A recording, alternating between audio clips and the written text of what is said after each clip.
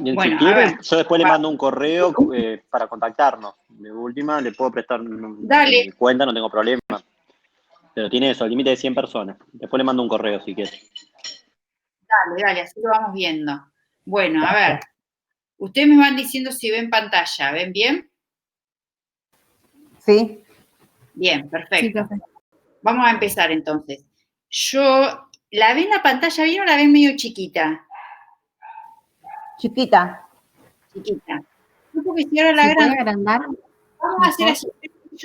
Voy a abrir la máquina, la tablet, así yo puedo ver el tema de las consultas. Aguánteme un toque.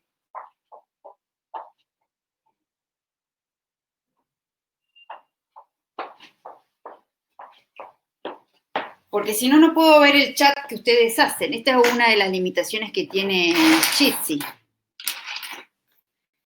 Igual yo les voy diciendo, si me escuchan bien, para ir organizando, vamos a ver la 9, ¿sí? Yo les digo una cosa, habitualmente la unidad 9, fea la actitud, me la clavan, no la estudian y yo me re enojo. Es una unidad, no es codificada como estamos acostumbrados, es muy interesante tenerla claro. Y ahora, cuando la daba años anteriores, era muy difícil de entender. ¿Me van escuchando bien, verdad? Los que quieran perfecto. activar el Sí, profe. Sí, profe. hagámoslo, tratémoslo de hacer medio dinámico. Así que si ustedes quieren preguntar, ningún drama. Esperen que voy a tratar de entrar. Profe, si no prendemos las cámaras y nos va viendo las caras si asentimos, ¿no? Porque si hablamos, no se escucha Que mi nada. cámara no anda la compu. Bueno, los que Profe. quieran. Sí, no están obligados a encender la cámara, pero el que quiera. No, no tengo drama, pero no anda. Profe, le hago Sí. una consulta. Dime. ¿Usted subió este Power a Pedco? Porque yo no lo encuentro. No, me olvidé de subirlo. Ah, listo. Después se lo subo. Dale. Perdón, me olvidé, porque hoy tuve un día medio loco. No hay drama. Le subí la ley y tenía pensado subirle esto y bueno, nada, se me pasó. Sí, eso sí la vi. Y después, a ver si entra. Bueno, ahí vamos. ¿Esta es la unidad 9, profesora? Por lo que Unidad dijo. 9, tal cual. A ver, quedamos bien.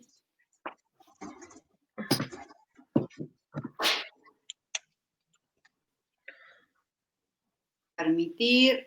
Esperen, ¿eh?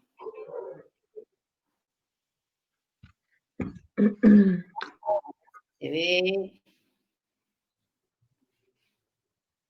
Bueno. Yo no veo la pantalla.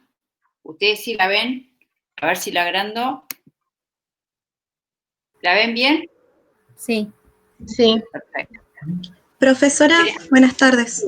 Una consulta. Sí.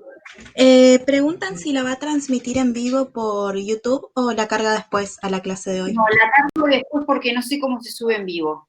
Perfecto, gracias. Hacer un curso intensivo de todas estas cosas.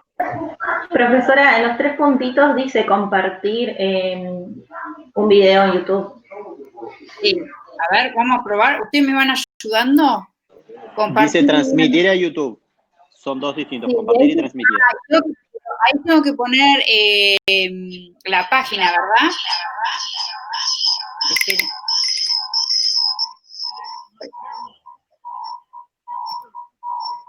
Sí, tengo que poner. Ay, se escucha. Usted tiene que tener abierto YouTube, tiene que ir a la cuenta con la que quiera transferir, que supongo será la de la cátedra, desde YouTube.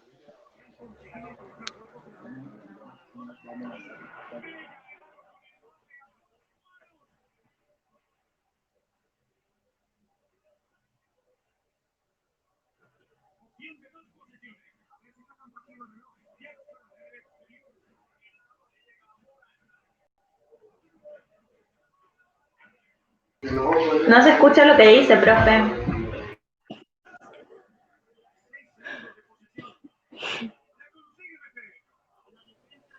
¿Ahora me escuchan? Sí, ahora ¿Me sí. escuchan? Ahora sí, profe. Esperen un cachín. Ahí, que estoy con la computadora y con la tablet, así que imagínense cómo estoy. Aguárdenme. Esto era un coma contratos. Si no saben qué, lo tratamos de grabar y después lo subimos, porque si no vamos a perder mucho tiempo. Acá. Hay una compañera que está grabando ya, profe. Ah, ¿sí? ¿Ya está grabando? Ah, bueno, genial. Entonces empecemos. Después lo subimos al coso. Bueno, ahí vamos. Ahí estamos. Yo voy a poner acá. Bueno, esperen que quiero ver el chat. Esto es complicado. Ahí. Aparece. Bueno, perfecto, Delfina. Después pasarnos todo, así ya empezamos. Bueno, esto es así. Si se llega a cortar o algún motivo que no se escucha, me lo pasan al chat, que yo ya lo tengo abierto. Y si tienen alguna consulta, me interrumpen, ¿sí? Activan el micrófono y se meten en la clase. Así lo hacemos más dinámico, porque no somos muchos y lo podemos manejar bien.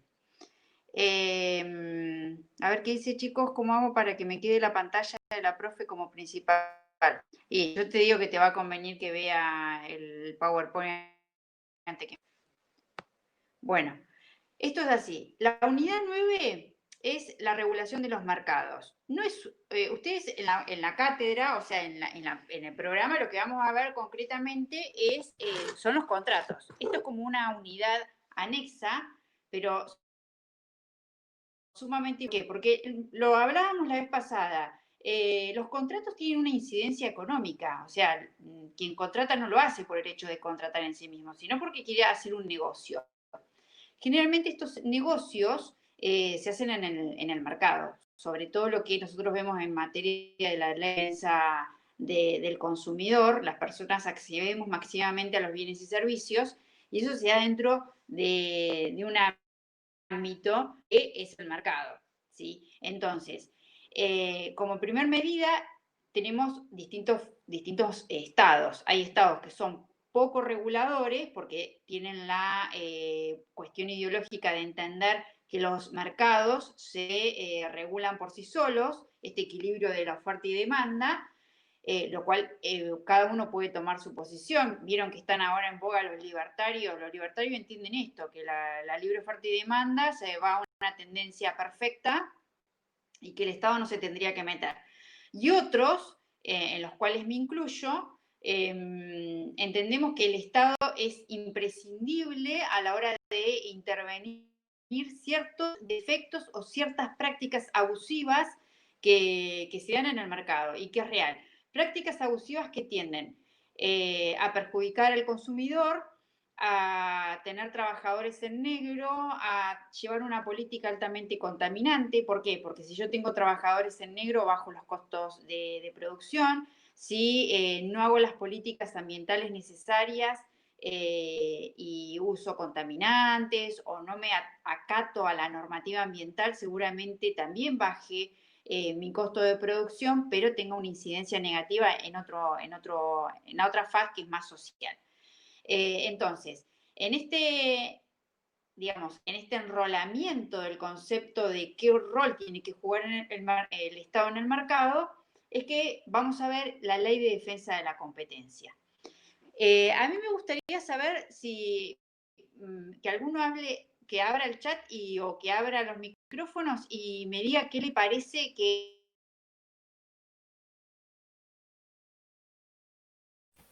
Profe, No ¿podría se ser escucha. que la ley de competencia implicaba justamente que dentro del mercado globalizado tendrían que por lo menos el Estado Me cortó garantizar? la tablet. Me gustaría que alguno active el micrófono y me diga si realmente considera como buena alternativa que el Estado intervenga y que argumente, o que es preferible que siga la libre oferta y demanda. ¿Alguien me puede contar algo que piensa? Hola, No hay nadie ¿me que tenga escucha, ganas. profesora? Profesora, están hablando. ¿Me escucha? ¿Vuelvo con la postura, con la pregunta? ¿No se escucha ahí? Profe, Sí. Nosotros a usted la escuchamos, me parece que usted no. Es cierto. Ahí estamos. Bueno, ¿alguien quiere opinar algo respecto a esto de la intervención del Estado en el mercado? Sí, ¿me escucha, profesora? Sí, ¿quién habla? Iván, acá. ¿Iván? Sí. Sí, no, A ver, yo lo que tengo entendido de esto es que siempre hay como parte de razón, todos, o sea, siempre como que lo mejor es encontrar un punto intermedio. Digamos, ajá. cuando se estudia economía, digamos, siempre se ve como que determinados economistas o teorías en un momento tenían razón y después en otro no. El caso, el ejemplo perfecto es Keynes, digamos, que él la pegó en el momento justo y después tuvo problemas la economía mundial y vino el monetarismo. O sea, como que siempre todos, al fin y al cabo, todos terminan teniendo parte de razón y eso depende en parte de la escuela económica, de su pensamiento, eh, o sea, haciendo un panorama general es como todo muy relativo, digamos.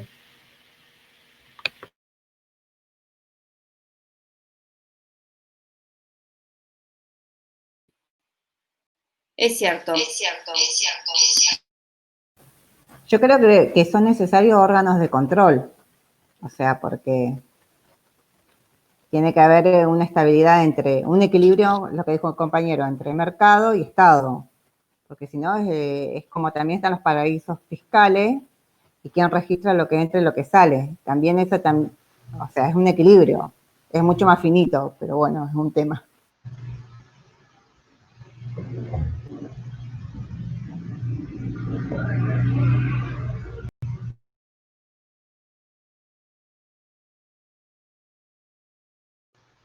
Profe, no la escuchamos. Espérame, ¿ahí me escuchan? Me estoy volviendo loca. Sí, sí, con ahí esto. sí, ahí sí. Ahora sí. Es cierto, la postura que ustedes toman, este equilibrio es importante tenerlo. Un Estado fuertemente interventor también genera que haya se retrotrae la inversión. Y un Estado totalmente ausente genera que también haya poca inversión porque la intención va a ser maximizar más la ganancia en detrimento de la inversión, justamente. De hecho, hoy estamos discutiendo el tema del servicio público. Esto lo hablamos, me parece que es importante, porque es un tema actual y tiene que ver con la materia y tiene que ver con esta unidad. Tiene que ver con el tema de declarar a Internet como servicio público. Entonces, ¿por qué se hace esto? Porque por largo tiempo Internet queda al libre acceso del juego de la oferta y la demanda y las empresas no cumplían con las inversiones necesarias. Entonces, hoy tenemos este problema que hay una gran saturación del uso de Internet y hay primero, una posición dominante Poca de oferta las hay. empresas. ¿Cómo? Hay poca oferta, porque si no hay oferta de competencia, ese es el problema que tenemos a nivel mundial, o sea, a nivel país. Tal cual, ese es el principal problema, la poca oferta. Yo hoy, por ejemplo, me quiero cambiar de servicio de Internet, averiguo en las empresas y veo que ninguna ofrece Internet en la zona donde estoy yo. ¿Sí? Y no estamos hablando que vivo a 700 kilómetros de un centro urbano, vivo en un centro urbano de los más importantes de Argentina, es una capital. Entonces, ahí está la pauta de por qué es necesario estas leyes de regulación, que es lo que vamos a ver ahora. A mí me gusta esta frase, hoy uno de los compañeros hablaba de Keynes. Joseph Stiglitz, ¿lo han escuchado hablar alguna vez? Si me pueden poner en el chat. Sí, No, sí, lo he escuchado. he escuchado el Sí. nombre, que lo han citado mucho, pero no en Bueno, conferencia ahora ni... está muy en boga Stiglitz, primero porque es premio Nobel de Economía, segundo porque es el profesor que ha seguido la carrera de lo que hoy tenemos como ministro de Economía. Es una persona que ha participado en el Banco Mundial, muy crítica al mercado, y fíjese la reflexión que él hace. Los mercados de hoy en día se caracterizan por la persistencia de elevadas ganancias monopólicas, ¿sí? ¿Alguien conoce a Gustavo Grobo Copapel? ¿Saben quién es? No. Bueno, ¿escucharon hablar alguna vez del grupo Grobo? El grupo Grobo es un grupo multinacional que maneja todo lo que es el sistema de la soja, ¿sí? De la soja y digamos, tiene como centralizado gran parte de la producción agropecuaria en Argentina, es uno de los mayores importadores de soja. Fíjese en lo que dice esta persona, que Grobo es el grupo económico que él dirige. Todos los empresarios tenemos el sueño de ser monopolios para no tener que competir y ganar guita más fácil. Fíjense, uno habla el premio Nobel de Economía de la década del principio del 2000 y el otro es un empresario argentino. En las dos figuras distintas, uno como académico y el otro como empresario, plantean la misma postura, esa tendencia monopólica, la necesidad de ir a una tendencia monopólica. ¿Por qué? Porque de esta manera lo que no tenemos es competencia. Y si no tenemos competencia, manejamos mejor el mercado, ¿sí? Entonces ahora vamos a entrar en tema. ¿Y esto por qué lo relacionamos con nuestra materia? Porque los contratos no son neutros desde el aspecto económico. Entonces, si estos contratos no son neutros y se desarrollan en un mercado, ok, tenemos que ver qué mercado le vamos a ofrecer para que los particulares, y sobre todo para lo que hace a la Ley de Defensa del Consumidor, actúen. Entonces, la base de esta regulación de los mercados tiene origen en la Constitución. Ustedes van a ver artículo 42 y 43 que tiene principios de protección de la defensa de la competencia, que hoy vamos a ver, contra lo que se llama distorsión de los mercados, el control de monopolios naturales y legales. ¿Por qué control de monopolios naturales? Porque hay monopolios que sí son legales. ¿Por qué? Porque puede ser que alguna materia prima esté centralizado en determinados sectores y inevitablemente no puedan trasladarse a otros. Forma parte de la propia naturaleza. Y hay otros monopolios que son legales. Por ejemplo, nosotros tenemos un monopolio legal en la Argentina, que es el transporte de gas. El transporte de gas en nuestro país está dividido en dos empresas que las regula el Estado, ¿sí? ¿Por qué es monopólico el transporte? Porque una libre competencia sería ineficaz para la inversión. La necesidad de hacer grandes estructuras de gasoductos que crucen todo el país está dada para pocas empresas. Entonces, el Estado lo que hace es, ok, se le garantiza a una empresa al norte, que es transportadora del gas del norte, se divide el país en dos zonas y la transportadora del gas del sur se queda con la parte sur. Ellos operan todo lo que es el sistema de gasoducto. Pero el Estado lo que hace es controlar ese monopolio. ¿Y cómo lo hace? Dice, bueno, ustedes van a tener el monopolio, van a ser los únicos transportadores de gas, pero el acceso a ese gasoducto lo voy a controlar yo, tiene que ser libre. Ustedes no pueden aplicar prácticas discriminatorias contra los productores de gas que quieran trasladar gas a través de esos gasoductos. Entonces, estos son sistemas de monopolio, algunos necesarios, y lo que se trata de evitar es el monopolio o la tendencia monopólica abusiva, que es lo que hoy, yo sigo insistiendo, nos está pasando con el servicio de Internet.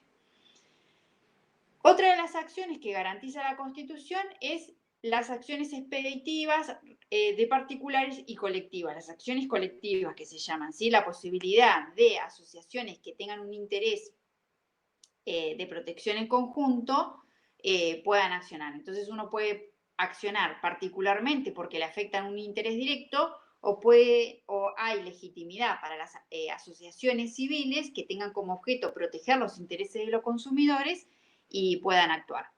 ¿Hasta acá vamos bien? ¿Alguna pregunta? ¿Se escucha bien? Sí, profe. Sí, perfecto. Sí, profe. Luego vamos a ver una ley especial, que es la que yo ayer les subí a la PEDCO, pero ustedes van a ver que en materia de abuso de posición dominante, en la parte, digamos, de los principios generales del Código Civil y Comercial, está el artículo 11. El artículo 11 regula el abuso de posición dominante.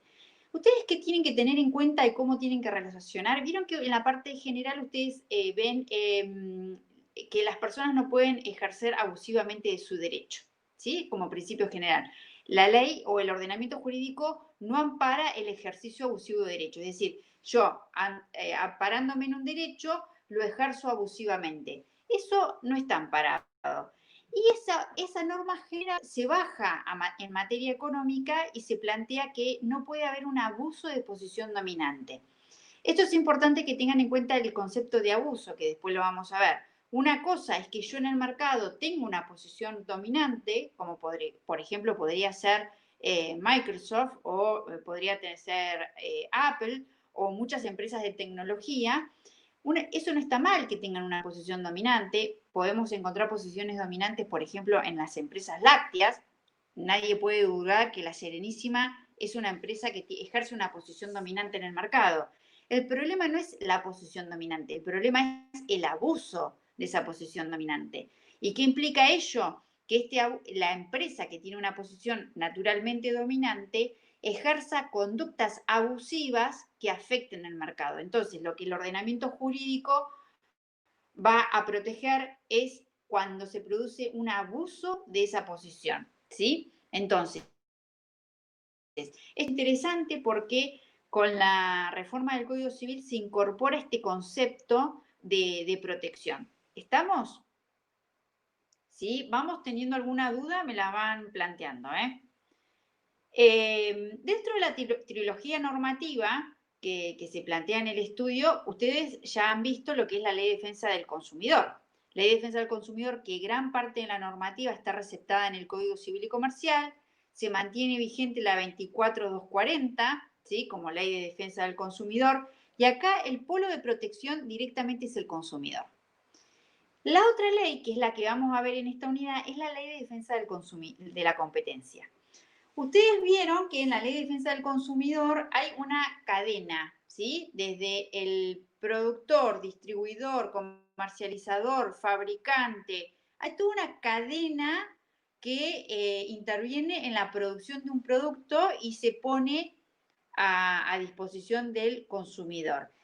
La Ley de Defensa de la Competencia va a actuar en toda esta cadena, ¿sí? Vamos a dejar por un momento al consumidor, que va a estar protegido por la Ley de Defensa del Consumidor, y todo el resto de los sujetos alcanzados en esta cadena, vamos a aplicarle la Ley de Defensa de la Competencia, ¿sí? Entonces, como práctica normal, el día de mañana cuando ustedes sean abogados y les llega un cliente en el estudio y le va a plantear que tiene un problema de este tipo de prácticas, por ejemplo, una empresa pyme que vende productos en el mercado local y le va a decir, mira, tenemos un problema que hay un proveedor que es el único que nos provee determinados bienes que no nos vende determinados productos esenciales para nosotros. ¿Qué justificación le dan? ¿Es el precio?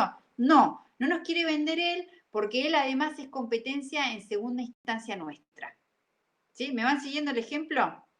Entonces, como es competencia, vende los materiales que yo necesito, pero a su vez más abajo es proveedor y es competencia nuestra, no nos quiere vender esos productos. Entonces no podemos acceder. ¿Ustedes qué van a hacer? Lo primero que van a analizar es, bien, ¿qué encuadre le vamos a dar? ¿La Ley de Defensa del Consumidor? ¿Es un proveedor de bienes? ¿Encuadra en la Ley de Defensa del Consumidor? No, porque no es consumidor final.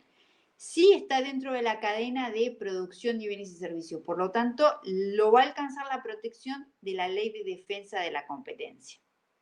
Y esta es la importancia que ustedes tienen. Es primero ver qué rol tiene ese sujeto para luego saber qué ley le van a aplicar. Si es consumidor final de bienes y servicios, Ley de Defensa del Consumidor. Si está dentro de la cadena de comercialización, Ley de Defensa de la Competencia. ¿Vamos bien? Sí. Luego tenemos otras leyes que están relacionadas con esta protección del mercado. La Ley de Lealtad Comercial, que tiene que ver con todo lo que es el sistema de etiquetados de marca. cómo se tiene que conducir el comerciante frente a otros. La ley de etiquetado de marca es muy interesante porque si ustedes ven cuando compran productos, van a ver que tienen componentes, de cómo están elaborados, tienen que tener determinadas especificaciones en el packaging. Y si ustedes van a ver, tienen el tema del vencimiento, tienen que establecer si tienen denominación de origen o no, tienen que informar si el producto es importado. Esas cuestiones que ustedes van a ver en todos los productos que compran y que son uniformes, por ejemplo, si tienen grasas trans,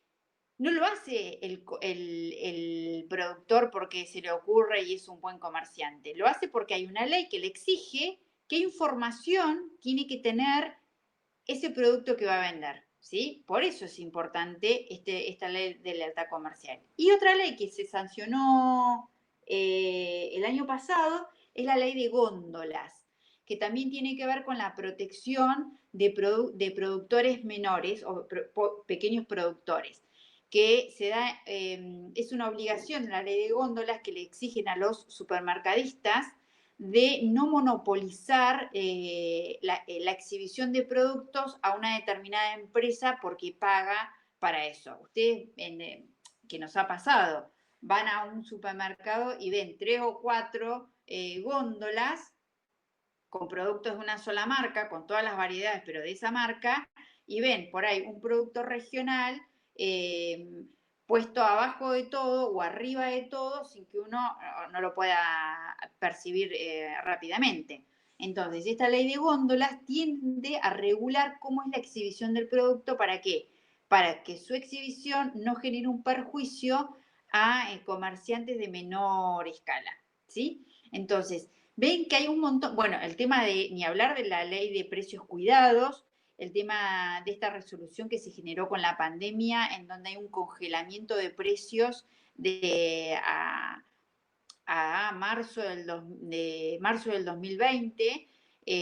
¿Para qué? Para que no haya una disparada de precios afectando a los consumidores y con esto impactando la inflación, ¿sí? Entonces, son todas leyes que, nada, que tienden a proteger el comercio. A ver, Alexis, ¿estos controles estatales son necesarios para evitar abuso de las empresas?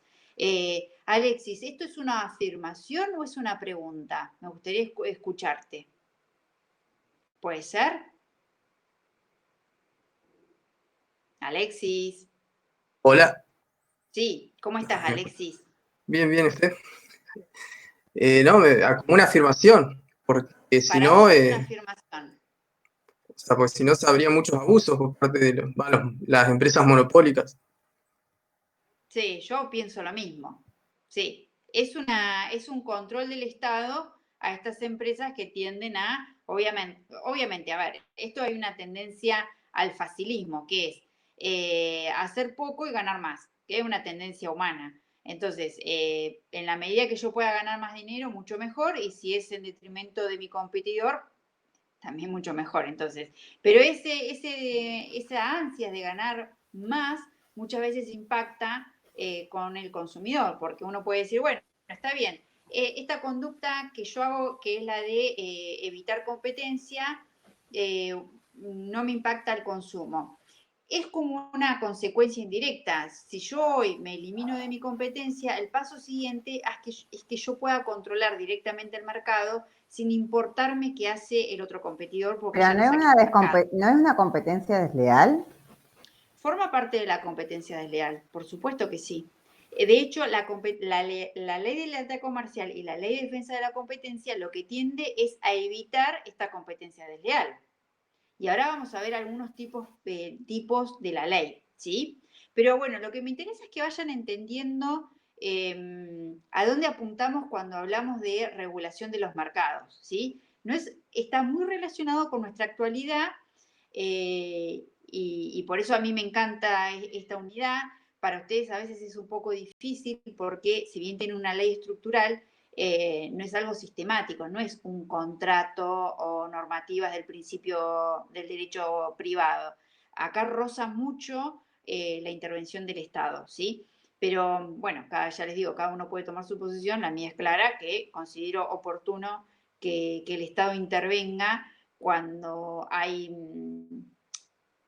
abusos o cuando hay interferencias negativas en un mercado que no se sabe regular por sí solo, ¿sí?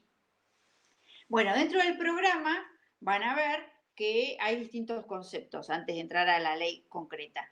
Y hablamos de empresa, porque siempre se dice, bueno, es el control del Estado sobre las empresas, que todo lo otro. ¿Qué? Cuando hablamos de empresa, ¿qué hablamos de empresa? No hablamos de un término económico. Ustedes cuando vieron privado, vieron que se habla de personas humanas y de personas jurídicas, pero no de empresa. La empresa es un término más que nada económico de los administradores de empresas, justamente, pero que tiene un sentido, porque implica una organización de elementos, ¿sí? Va más allá de lo jurídico, porque podemos tener empresas que estén llevadas adelante por personas humanas, pero tiene más que nada que ver con la organización de los elementos de producción, ya sea materiales o personales. ¿Por qué? Porque implica contar con un espacio físico o no.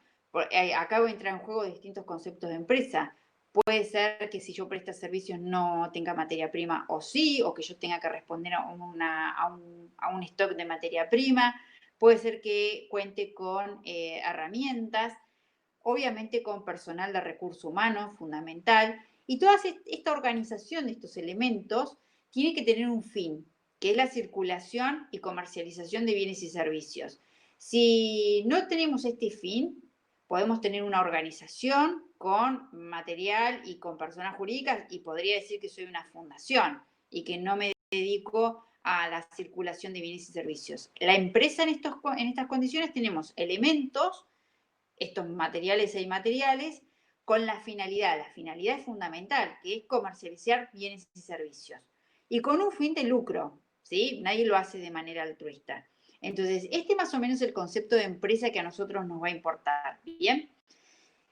Normativamente, ya les digo, empresa no es un término jurídico propiamente dicho, a pesar de que hay algunas normas que yo estuve analizando que sí utilizan el concepto de empresa. En la ley de concursos y quiebras, en alguna oportunidad se habla de empresa, indistintamente de persona humana o jurídica que va a la quiebra, o en la ley de transferencia de fondos de comercio, que también tiene que ver con el tema de la imagen, del valor llave, del valor de la clientela, que son todos estos elementos inmateriales que van a ser entendidos en su conjunto como empresa, ¿sí? Por eso va más allá de la persona humana o jurídica, tiene muchos más elementos desde la fase económica. Ahora entramos en determinados conceptos que tienen en el programa y que son importantes de entender para antes de entrar a la ley propiamente dicha. Cuando hablamos de competencia, ustedes hablan de competencia en distintos aspectos. Pueden hablar de competencia en el mercado, la competencia en una actividad deportiva, competencia que implica una disputa entre dos partes interesadas, ¿sí? por llegar a lo mismo. Pero en el ámbito que nosotros estamos estudiando, tiene que ver con una competencia dentro del mercado, ¿sí? Que es ahí le pongo una definición que encontré, que a mí me parece la más adecuada, que es la conducta o la tendencia de distintos oferentes, ¿sí? Competidores entre sí, que se influyen recíprocamente. ¿Y esto qué quiere decir? Que haya una influencia recíproca.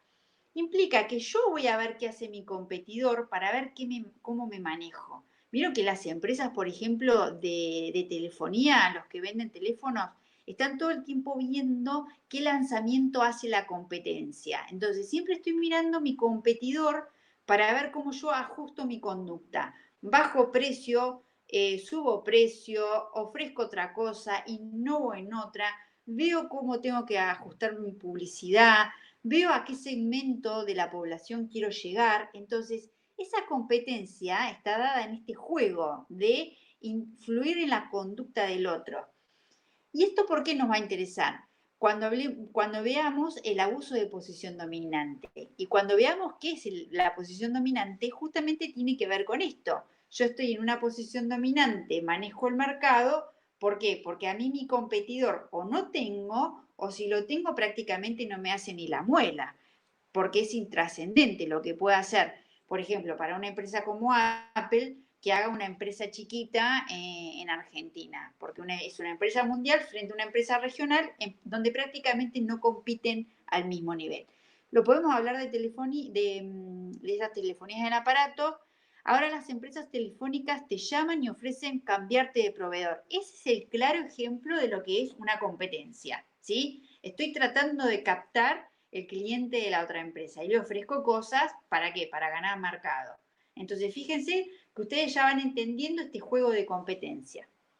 A esto se le suma, bueno, ahí están los elementos distintivos que después ustedes lo ven, pero vamos a ir avanzando, así no nos quedamos cortos. Vean estos elementos de la competencia. A esto se le suma el mercado.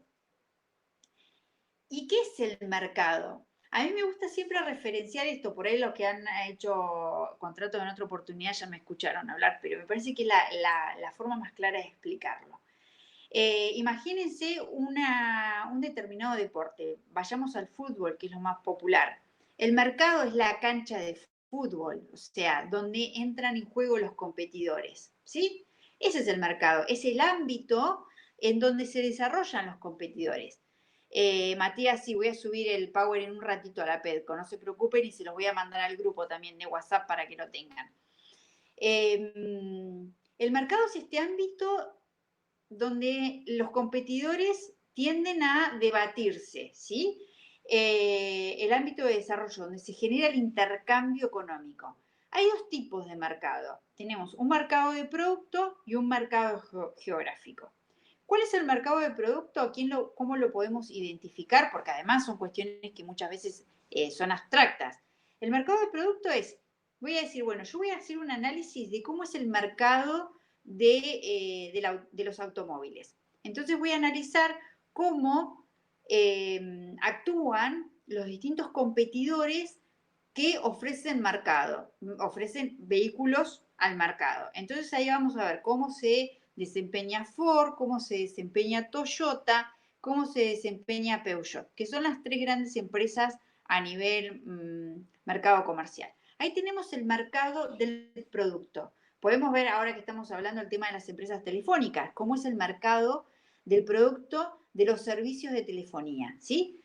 Eso cuando hablamos de mercado de producto. Después tenemos el otro mercado que es el geográfico, que es el ámbito territorial en donde se ofrecen determinados bienes y servicios. Estos son dos conceptos puros.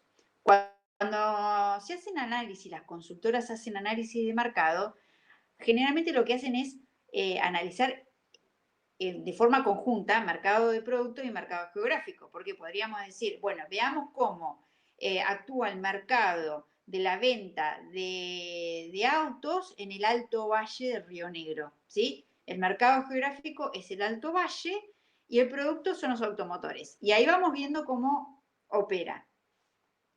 Este mercado geográfico, en verdad, es bastante libre. Uno puede decir, bueno, ¿qué entendemos? Mercado geográfico puede ser mundial, puede ser nacional, puede ser provincial o puede ser regional. Yo cuando hablo del Alto Valle de Río Negro, el Alto Valle, hablo de la zona que nos abarca Roca, Cipolletti, todas las ciudades que están circundantes, Neuquén, Centenario y Plotier. Generalmente cuando se habla de mercado regional del Alto Valle es ese. ¿Qué nos define? ¿Cuál es el análisis más eficiente de este mercado geográfico? Se dice que es hasta dónde el consumidor o hasta dónde la persona va a estar dispuesta a llegar para acceder a un determinado producto en reemplazo de otro.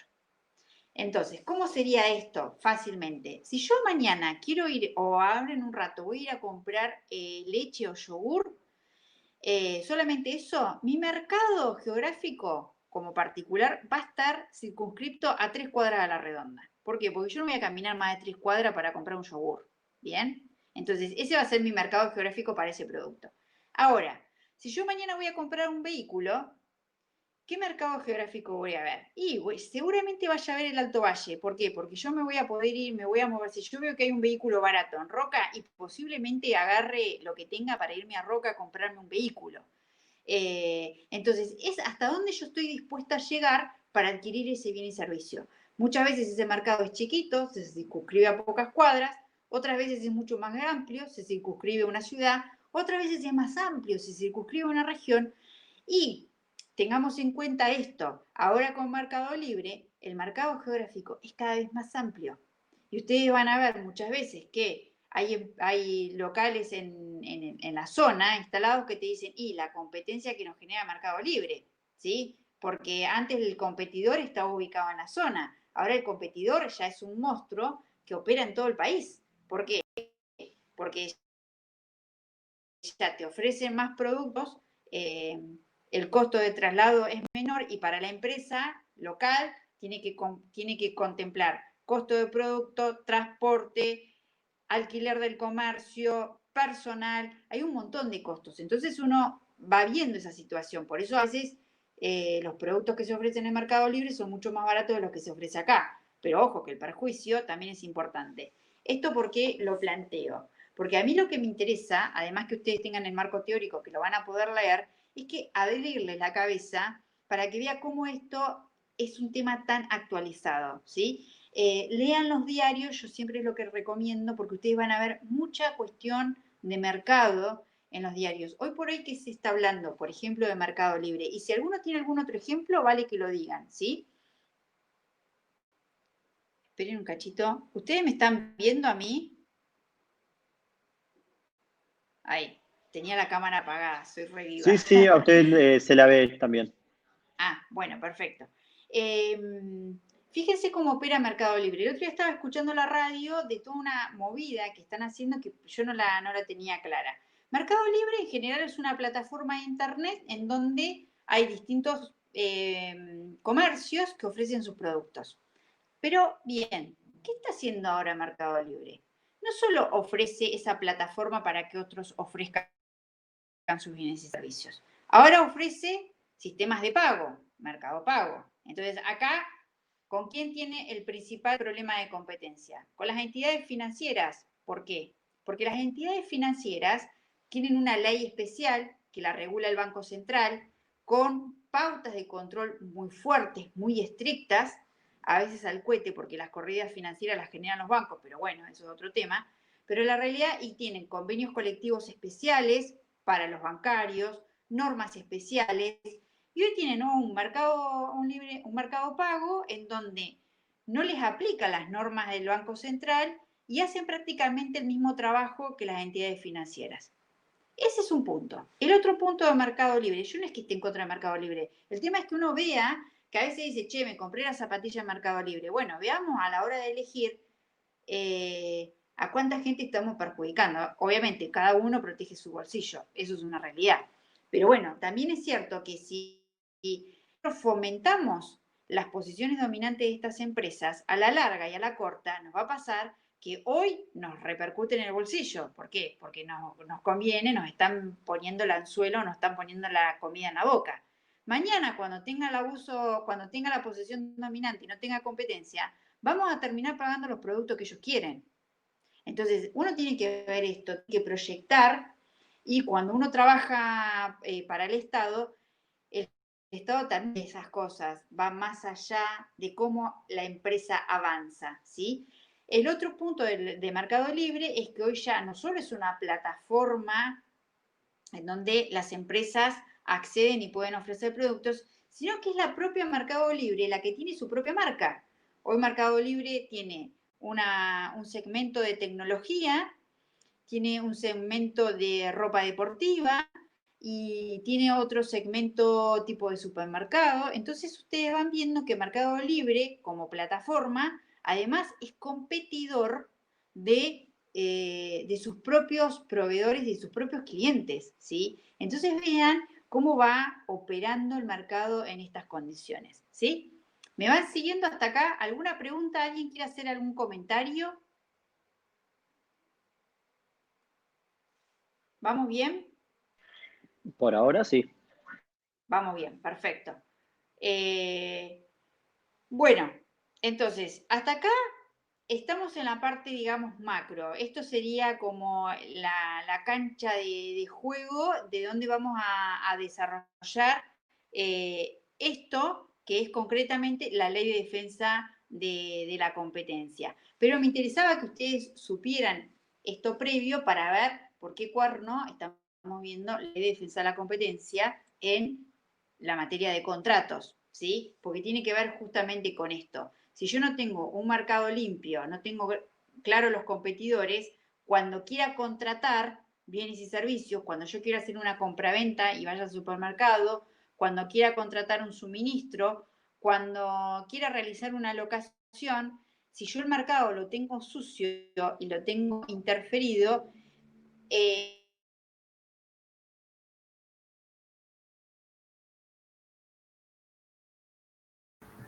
mi precio esta situación, ¿sí? Entonces, ley de defensa de la competencia. Uno dice, vamos a terminar como Venezuela si seguimos interviniendo en el mercado. Discúlpeme que a mí me gusta echar estas cuestiones que uno ve en la práctica. Y el que quiera opinar algo distinto, libertad de acción. Lo importante en estos espacios académicos es que cada uno opine lo que quiera y es absolutamente válido. Lo que sí yo tampoco me voy digamos, no voy a dejar de opinar, claro, en estas condiciones, ¿no? No, pero cada uno opine lo que quiera, ¿eh? Libertad de acción. Pero fíjense, ¿por qué? Sí. Disculpen, me quedó una duda. Cuando usted dijo que el mercado libre, o sea, mercado fácil o lo que sale, funciona como una entidad financiera, pero ¿no termina evadiendo fiscalmente? Bueno, es que ese es el problema y esa es la principal pica que tiene el dueño Halperin con el Estado. Claro, porque el Estado no termina regulando porque hay una evasión fiscal. Debería. Bueno, y la evasión está dada en una cuestión. Por eso concentra la riqueza que concentra esa persona. Claro, pero es lo que. Tal cual, y por eso, a ver, tengan en cuenta lo siguiente. Y termina haciendo una competencia desleal con los mismos grupos que él publica. Tal cual, esa es la situación que está pasando. No se escucha esta situación. ¿Por qué ustedes no la leen en los medios de comunicación? ¿Por qué nadie habla de Mercado Libre? ¿A alguien se le puede ocurrir? Escucho razonamientos. ¿Por qué se supone? ¿Por qué los medios de comunicación no hablan de Mercado Libre? Solamente algunos. Hablan de la situación de Mercado Libre. Porque Mercado Libre tiene pautas en todas las empresas de comunicación. ¿Quién lo puso? Berenice, perfecto. Porque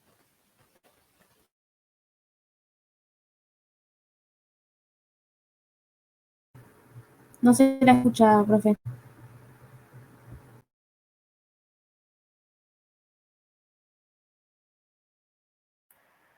Profe, no se escucha.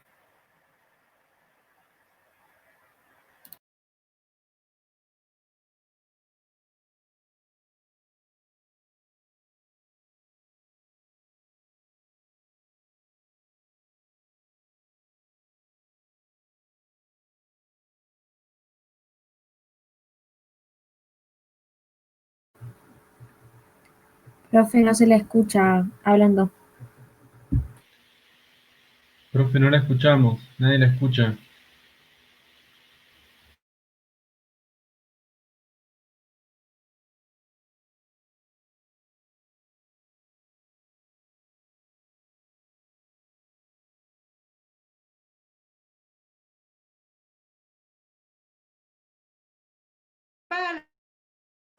esto de producción.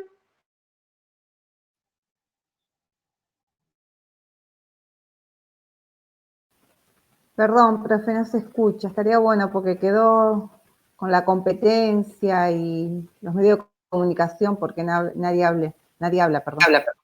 ¿Ahí se me escuchan? Ahora sí, ahora sí. Perfecto. Se me cortó internet. ¿Puede repetir, por favor? Sí, repita todo. Habíamos quedado en el mercado fácil porque los medios de comunicación y ahí se cortó todo lo que es interesante que había dicho. Bueno, es así. Ahora en un ratito le pongo el PowerPoint de nuevo. Me parece más interesante que ustedes vean estos razonamientos de que después lean la ley, que es fácil entenderla cuando yo le tiro unos lineamientos. Mercado Libre, por ejemplo, lo que hace es establecer un sistema de... esperen. una de las situaciones que se generaba de conflicto con los pequeños proveedores o los grandes proveedores. Mercado Libre ahora les exige a determinadas empresas, como por ejemplo Frávega o Garbarino, que venden a través de Mercado Libre, que sus equipos o sus productos estén en un galpón que es de propiedad de Mercado Libre. ¿Cuál es la fundamentación? Es que con esta manera, si yo mañana compro algo, automáticamente ellos lo que hacen es mandarme el producto inmediatamente a mi casa. Entonces ellos lo que le exigen a estos proveedores es que todo el stock de producción esté en Mercado Libre. ¿Las empresas qué hacen? Obviamente les conviene, porque ellos venden mucho más en Mercado Libre y más en esta situación de pandemia, que ofreciendo sus productos en los comercios, ¿sí? En vez de tener 45 comercios en una ciudad, achican la planta de empleados, se garantizan todo lo que es el canal de comercialización a través de Mercado Libre. ¿Sí? ¿Me van siguiendo? Bien, esto pareciera buenísimo en un primer momento. Esto es una tendencia progresiva, ¿sí? Va ganando espacio, a lograr que todas estas empresas tengan sus stocks en Mercado Libre, dejen de vender o vendan en menor cantidad. Cuando yo vaya a ir a Garbarino a comprar un producto, obviamente no lo van a tener en stock porque lo van a tener disponible en Mercado Libre. Y es como que se están ahorcando a sí mismos, ¿sí? ¿Por qué? Porque hoy Mercado Libre me ofrece esto sobre estas condiciones bajitas. Ahora, cuando ellos tengan monopolizado el sistema, tengan una posición dominante en el sistema, yo ya haya cerrado los otros canales de comercialización, las condiciones me las va a poner Mercado Libre. Va a decir, bueno, ¿sabes qué? Ahora quiero que esto lo hagas de esta manera, esto lo plantees de otra manera, con la gravedad de que Mercado Libre, además, como les decía hoy, está ganando cada vez más espacio, porque ellos mismos están vendiendo electrónica, por ejemplo, y venden indumentaria, y tienen supermercados, y a medida que va avanzando, cada vez se va ampliando más la cadena de producción porque la empresa está creciendo de manera exorbitada, ¿sí? A ver, Berenice, ¿qué dice? También porque en un punto a los compradores actuales tampoco les importa, solo quieren buenos precios y rapidez. ¿Y cuánto tiempo creen que tardarían en regularizar Mercado Libre? Ese es el punto. Hoy por hoy a todos nos conviene comprar barato. El tema es cuando ellos se instalen monopólicamente, ya vamos a dejar de comprar barato, desaparecieron los competidores porque se encargaron de sacarlos, de limarlos, y nosotros vamos a terminar comprando al precio que ellos quieren.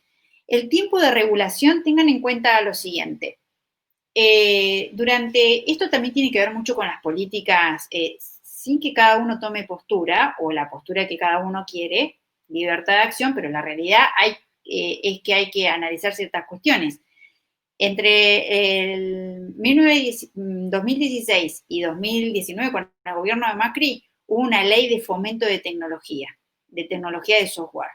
Esta ley fue diseñada a requerimiento de Mercado Libre, que no vende software, está claro, pero con el tema de que desarrolla una plataforma comercial, lo tomaban. En esto generaba grandes beneficios impositivos.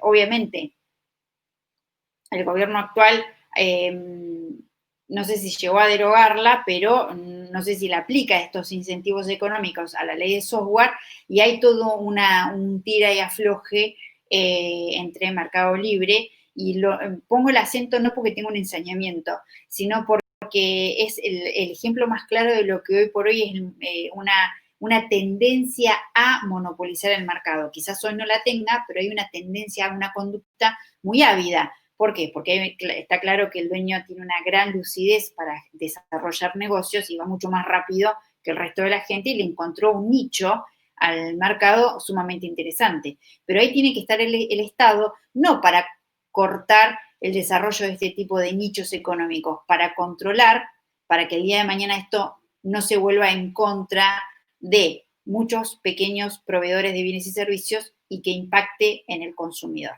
¿sí? Joaquín, ¿hay abuso de competencia entonces de Mercado Libre? Por ahora quizás no haya un abuso de competencia porque uno podría proveer bienes y servicios fuera de Mercado Libre, y porque hoy, por ejemplo, uno puede ver que Frávega tiene empresas, Garbarino tiene locales comerciales, pero si hay una tendencia que sigamos, hay una tendencia a eso, yo creo que hay una tendencia a eso y que en poco tiempo o en corto plazo, en 2 o 3 años, veremos cómo actúan y vemos el día de mañana, ustedes me van a decir, che, fuiste una exagerada cuando seamos colegas, o me van a encontrar en tribunales y me van a decir, che, tenías razón, mirá que, en qué terminó Mercado Libre. ¿Vieron? Sí, Entonces, pero por ejemplo, yo vivo en Allen y Sí. Garbarino ya ha cerrado acá, dejando gente sin trabajo. Frávega creo que tenían el mismo inconveniente, o sea, quizás en las grandes ciudades no ven que estén cerrando, digamos, estos competidores, pero la verdad que se está viendo por la fuerza que tiene el Mercado Libre. Bien, es así. Y imagínense que ya estas empresas son grandes, son cadenas nacionales, lo que le queda al chiquito, a la pequeña pyme.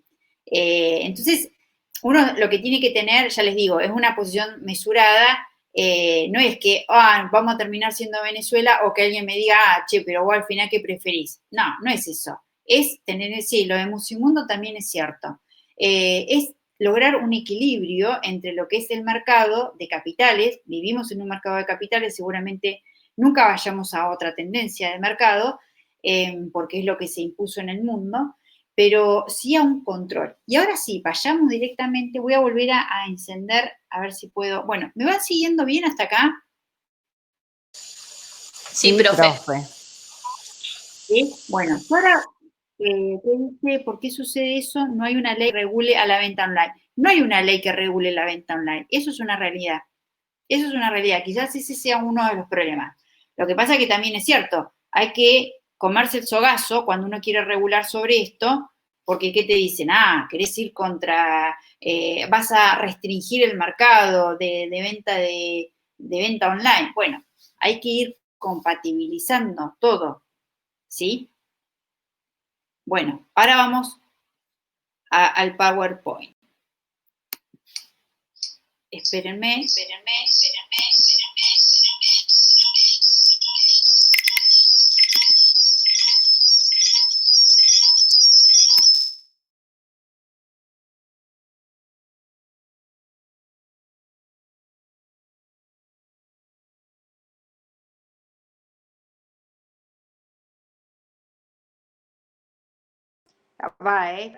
¿Ahí me escuchan?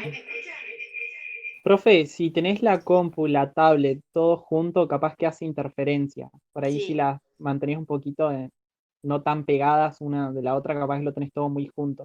Sí, ahí Así que cuando por ahí, me desconecto de la tablet tengo que volver a apagarlo el audio de una para que no haga acople. Ahora, ¿ahí se escucha bien? Sí. Sí. ¿Sí? Lo que pasa es que a mí me interesa porque así les leo el chat, si no, no puedo mirarlo. Si no, encantada dejo de tener el chat, pero me interesa ver qué es lo que ustedes opinan, así que por eso, nada, lo dejo así encendido. Bien, ahora sí, vayamos entremos a la ley. Ahí. ¿La ven, no? Sí. Sí, profe, se ve bien. Esta es la ley que nosotros, o sea, cuando ustedes lean, yo les voy a pasar un artículo de doctrina también, para que tengan un bosquejo y que entiendan un poco la ley. Pero si ustedes leen la ley, van a entender concretamente de qué se trata todo esto. La ley de defensa de la competencia, ustedes van a ver que está modificada. La última modificación es de mayo del 2018. ¿Sí? No nace en el 2018. Tenemos ley de la competencia desde el 70, más o menos. Muchos de ustedes no habían nacido. Yo ahí estaba por nacer. Y ya había una ley de defensa de la competencia. ¿Es una ley, la de ley de defensa de la competencia, de origen argentino? ¿Saben qué? No. Nuestra ley tuvo un cambio muy importante en la década del 90 y la principal influencia de esta ley en cuanto a su estructura, porque nada es original, generalmente cuando se legisla en función de lo que la práctica de otros países, tiene su principal fuente de inspiración el Tratado de Roma, que crea la Unión Económica Europea, ¿sí?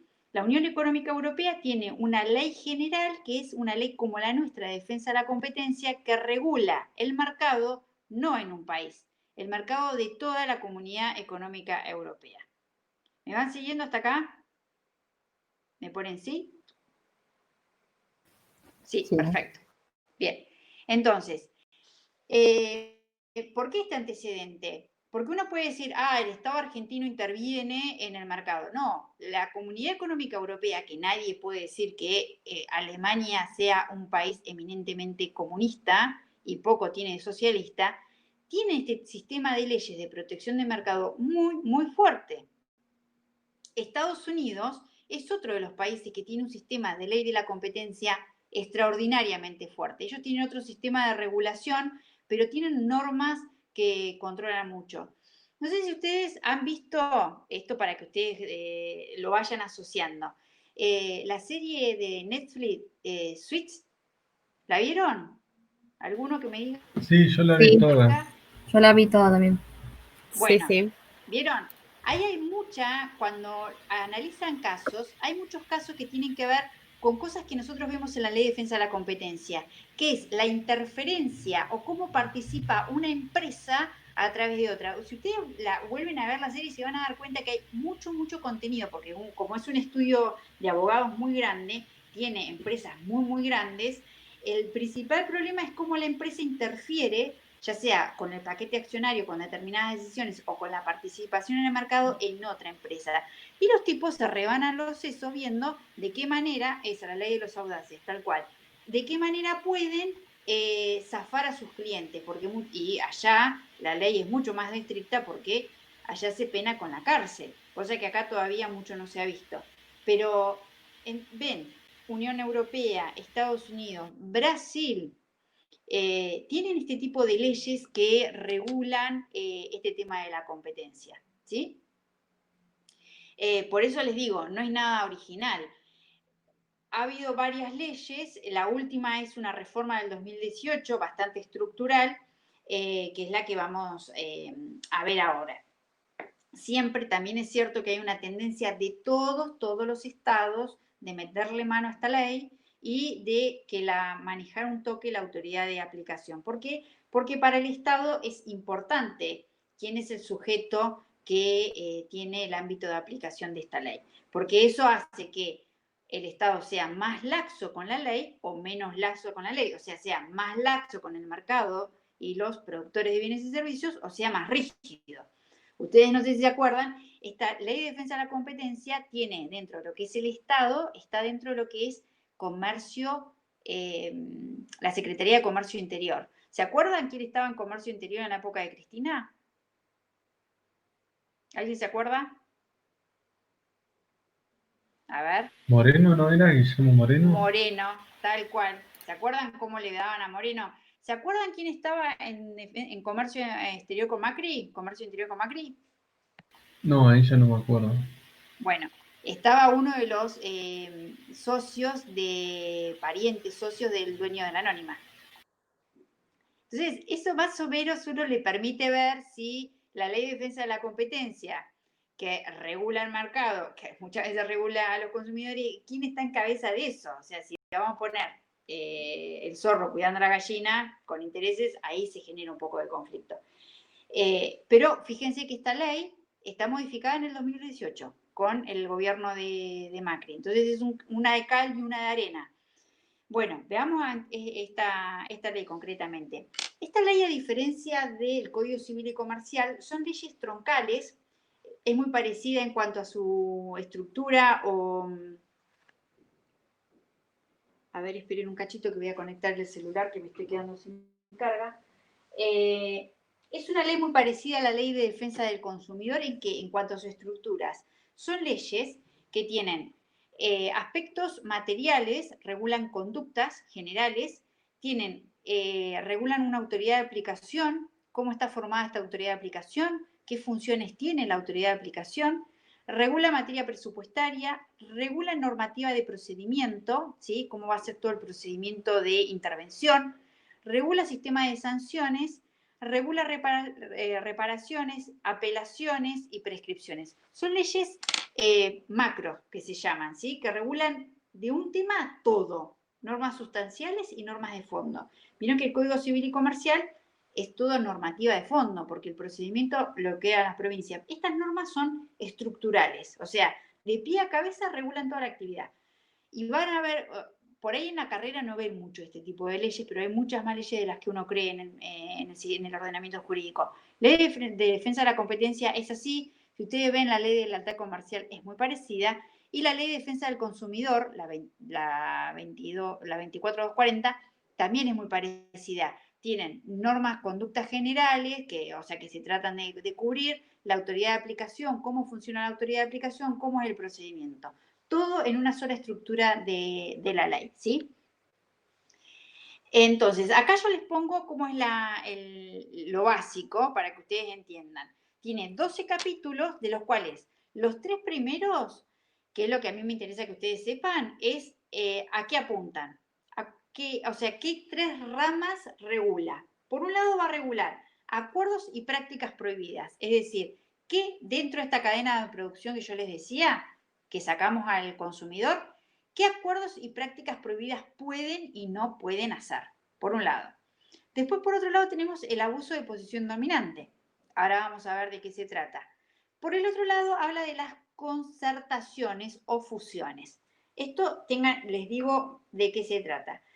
Grandes empresas del mercado que tienen una tendencia monopólica o que pueden influir en el mercado, si superan un cierto capital, ¿sí?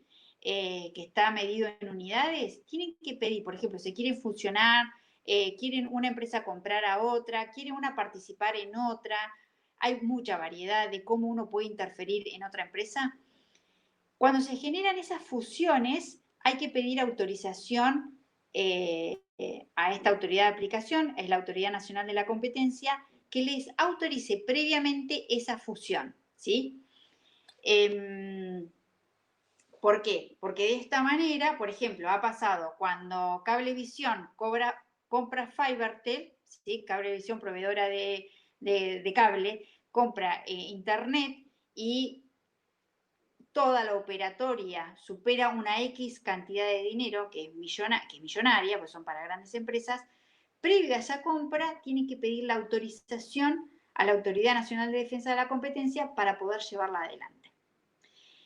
Si esta autorización no se hace por X motivo, la Autoridad Nacional de Defensa de la Competencia puede exigir que se retrotraiga toda la operación y todas las actividades económicas que hicieron estas empresas fusionadas no van a tener ningún valor.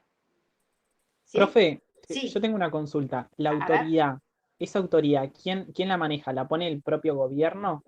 ¿O bueno, es depende del gobierno de turno? Bien. Re buena pregunta.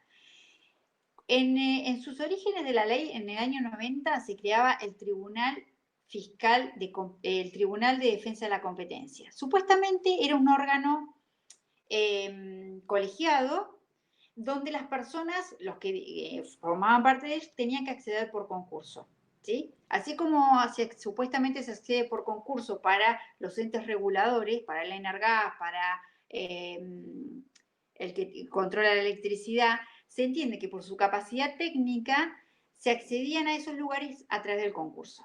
Desde el 90, así les digo. Bueno, después, en la década del 2000, con Kirchner directamente se elimina el concepto de que sea una ley en donde se acceda por concurso, sino directamente se designa políticamente. Y en el gobierno de Macri, que en el transcurso se cambia la ley, que tenía otra orientación política, todos los gobiernos, desde Menem hasta Macri, con todos los colores políticos, nunca hicieron concurso para cubrir el cargo a través del concurso, ¿sí? Algunos expresamente no estaban de acuerdo con esto, otros decían que sí, pero materialmente nunca lo hicieron. Entonces, este tipo de organismos del Tribunal de Defensa de la Competencia, en principio, si ustedes van a ver la ley, se accede por concurso, pero nunca se llevaron a cabo estos concursos. Por lo tanto, hoy, quien dirige la Autoridad de Defensa de la Competencia es un cargo político, como siempre se ha venido haciendo.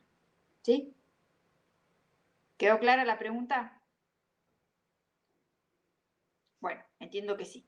Sí, profe, perfecto. Perfecto. Entonces, esta es la situación real entre lo que es una ley y lo que es la vida real. ¿sí? Que a veces no condice, pero bueno, es eso. Bueno, entonces, las concertaciones o fusiones es para este tipo de grandes empresas. Luego tenemos la autoridad de aplicación, que acá habla del Tribunal de Defensa de la Competencia, y después tiene direcciones que van enganchadas en esto, en el organigrama, que algunas tienden a trabajar sobre las concertaciones y fusiones, otra dirección tiende a evaluar los acuerdos y prácticas abusivas, y hay otra que tiende a todo lo que es hacia un estudio, porque es un organismo que sí trabaja mucho en los estudios de mercado. ¿Por qué hacen estudios de mercado? Desde el aspecto académico, porque ellos al analizar el mercado pueden advertir qué segmentos de los mercados pueden estar en peligro de monopolio. Entonces, se hace un estudio de mercado. Uno de los últimos estudios que se hizo fue en materia de la industria del acero. ¿Por qué? Porque el acero, quien administra, que es Aluar generalmente, que es una empresa Aluar que ustedes la van a escuchar, tiene una posición dominante en el mercado. No hay muchas empresas proveedores de acero. ¿Y por qué es importante esto? Porque el acero determina la cadena de producción de la industria. Gran parte de la industria y de la construcción depende del acero. El acero es como una materia prima fundamental. Entonces, si tenemos un mercado monopolizado de pocas empresas, lo que hace la Autoridad de Defensa de la Competencia es ordenar el estudio en este segmento. Entonces, cuando analizan el mercado a lo largo del tiempo, se puede advertir si hay o no concentración económica y si hay alguna práctica abusiva. Y si es así, si estos estudios neutros, objetivos, arrojan que puede haber una tendencia abusiva, la Autoridad de la Defensa de la Competencia hace la denuncia de oficio para que se abra una instancia de análisis.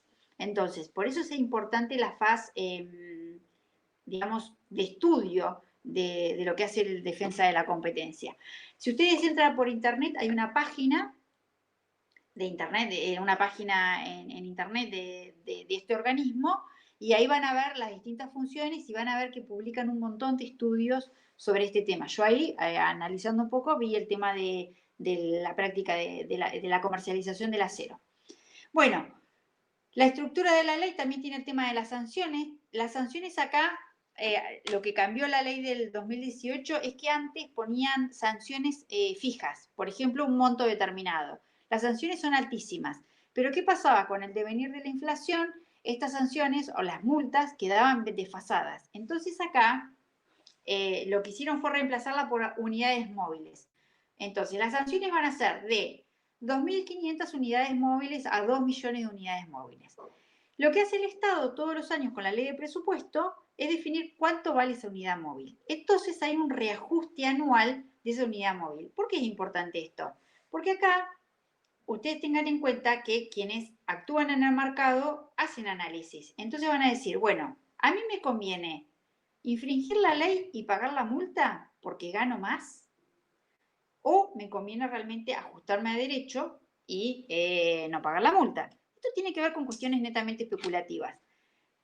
Que en el derecho se analiza en una rama del derecho que se llama análisis económico del derecho, que ustedes lo pueden ver en derecho de daños más adelante, o quizás ya lo han visto en alguna otra materia. El análisis económico del derecho tiene que ver sobre esta base, sobre las conductas de las personas. Sí, les conviene, a grandes modos le hablo, porque el análisis económico del derecho es mucho más profundo, pero en esta materia tiene que ver con esto. ¿Me conviene infringir la ley porque pagando la multa igualmente gano? ¿O me conviene realmente cumplir? Entonces, para esto están las sanciones. Cuando yo pongo sanciones muy, muy, muy altas, por más que incumpla, va a ser muy difícil que mi beneficio por el incumplimiento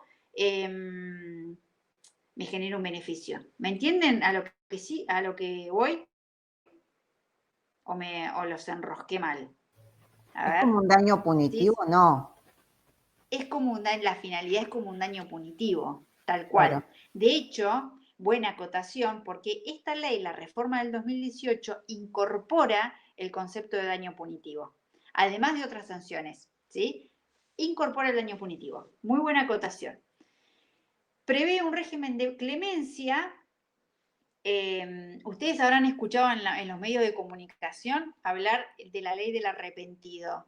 ¿Sí? ¿La escucharon hablar, la ley del arrepentido? Aquella persona que se presenta... Bueno. Sí.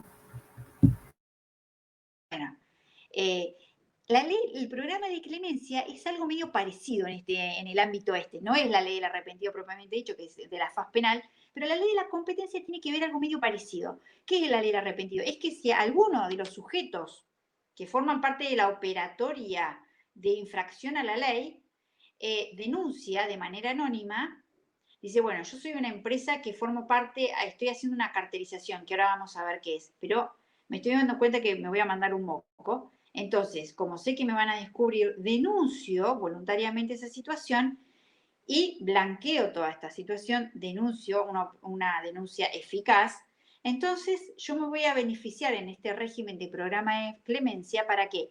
Porque yo también formo parte del ilícito, pero me van a temperar las penas o me van a sacar las penas.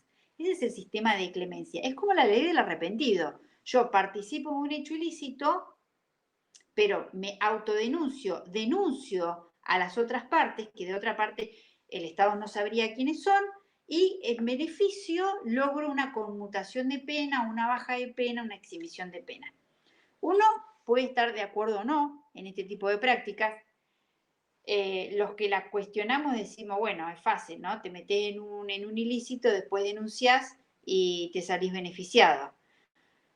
Otros dicen, bueno, si no tuvieras este régimen de clemencia, el Estado quizás nunca se enteraría de estas prácticas abusivas. Entonces más vale un pájaro en mano que 100 volando. Es decir, bueno, perdonas a uno, pero desarmas todo una operatoria ilícita que perjudica a todo el mercado y perjudica a la gente. Ese es el régimen de clemencia. Bueno, después tiene de estar regulada la parte de daños y perjuicios, que es, como dijo la compañera, el tema de también incorporar los daños punitivos. Un sistema de apelación concreto. Esto tengan en cuenta lo siguiente. Cuando a mí me preguntaba el compañero, ¿el cargo es político o es técnico? Esto es importante tenerlo en cuenta porque también lo van a ver cuando vean servicios públicos y los entes reguladores. Cuando el cargo es técnico, como debería ser en estos casos, la apelación no la hacen al Ejecutivo, o sea, no agotan la vía administrativa al Ejecutivo, o sea, no cae la sanción al Ejecutivo, ni la confirma el gobernador o la confirma el presidente, que eso forma parte de lo que es la ley de procedimiento administrativo, que no sé si algunos ya vieron administrativo, pero yo les cuento. Cuando una decisión la toma un director, se apela al ministro, y si el ministro confirma lo que dice el director, uno puede agotar la vía administrativa al gobernador o al presidente y de ahí se va a la justicia. En estos casos, que esa sería la forma de agotar la vía administrativa. En estos organismos técnicos, que no deberían ser políticos, lo que se hace, además de que la persona que accede a ese cargo accede por concurso, el otro efecto que tiene es que una vez que este tribunal emite opinión, la vía administrativa no se agota en el presidente. No hay una revisión política de las decisiones del Tribunal de Defensa de la Competencia. La revisión de esa medida va directamente a la Cámara de Apelaciones, que es la parte judicial, porque acá estamos todo en la parte administrativa, ¿sí? En todo lo que sería el Poder Ejecutivo. Entonces, el Tribunal de Defensa de la Competencia emite la resolución de sancionar o no a la empresa y la empresa tiene la posibilidad de ir directamente a la sede judicial para hacer la revisión de esa medida. No agota la vía administrativa al gobernador. ¿Se entendió hasta acá esto? ¿Alguna pregunta? ¿No? No. Bueno, o no entendieron nada o se entendió todo perfecto. Bueno, igual ustedes saben que tienen ahí abajo, que si bien no se ve bien, pero está mi mail, cualquier pregunta que tienen me la consultan y cuando estén estudiando esto y les surge alguna pregunta lo vamos viendo. Y si no, yo después también le voy a subir un artículo de doctrina que de todo es lo más copado que vi, que es cortito y que hace así todo un bosquejo de la ley. Pero bueno, esto para que ustedes, lo que vimos anteriormente es toda la estructura. La vimos así rapidito, ¿por qué? Porque yo ahora me voy a meter en las conductas típicas y por ahí a veces no logro ver toda la ley. Por eso me interesa que tuviéramos un repaso general para que ustedes cuando la lean en profundidad, tranquilos, tomando mate, ya sepan a qué apunta la ley. Yo siempre les recomiendo esto cuando estudien. Cuando vean una ley, no empiecen a leer la ley del artículo 1 hasta lo último. Miren cómo está estructurada en la forma. Esto, cuántos capítulos tiene, cómo se estructura, qué conductas o qué normas van previendo, cosa de que yo vea la pintura general y después me meta en el detalle. Porque si no, si nos metemos de movida en el detalle, nos vamos a perder en la regulación macro. Eso es una recomendación que yo les hago a la hora de analizar una ley de estas características. Bueno, ahora sí, vamos a entrar en el detalle particular de los artículos. Este es el principal artículo de la ley. Obviamente por eso está en el artículo 1. Este nos va a marcar la cancha, nos va a decir qué trata la Ley de Defensa de la Competencia y cuál es el interés jurídico protegido. Van a ver que es un artículo muy amplio que prevé, en general, primero prohíbe, de movida. La segunda palabra es están prohibidos, verbo principal. Y ahí empieza a hacer un detalle de todas las cuestiones que están prohibidas. Es absolutamente amplio y ahora vamos a ver por qué es amplio. Tiene una justificación. Fíjese que dice, están prohibidos. Acuerdos entre competidores. ¿Sí? Ya vimos lo que era la competencia. Las concertaciones económicas. Ahora vamos a ver qué quiere decir. Actos o conductas de cualquier forma manifestados. No importa cómo se manifiesta, relacionados con la producción e intercambio de bienes o servicios que tengan por objeto o efecto restringir, falsear o distorsionar la competencia o el acceso al mercado o que constituyan abuso de una posición dominante en un mercado, de modo que pueda resultar perjuicio para el interés económico general. Es larguísimo este artículo y ahora lo vamos a tratar de sintetizar. Fíjense que yo les marco en negrita interés económico general. Ese es el bien jurídicamente protegido. ¿Por qué es importante? Porque yo puedo advertir una conducta prohibida de las que menciona el artículo 1 o de las que menciona el artículo 2, 3 o 5 o 6. Ahora, si todas esas conductas prohibidas en principio por ley no afectan el interés económico general, no hay ilicitud en la conducta. Y ahora la pregunta del millón es, ¿qué es el interés económico general? Bueno, yo les digo una cosa, dificilísimo definir el interés económico general. Es como si en derecho político o en sociología habláramos de qué es el bienestar social, ¿sí? Depende de la concepción económica que nosotros tengamos, la concepción ideológica que tengamos, vamos a definir qué es el bienestar general. Y esto se le aplica a un concepto muy parecido. Pero el interés económico general tiene que ver en un análisis social y en conjunto de cómo se puede perjudicar en última instancia a los consumidores, ¿sí? ¿Y de qué manera? Afectando el mercado o distorsionando la competencia. Que afecte en general, que afecte el sistema de nuestro país.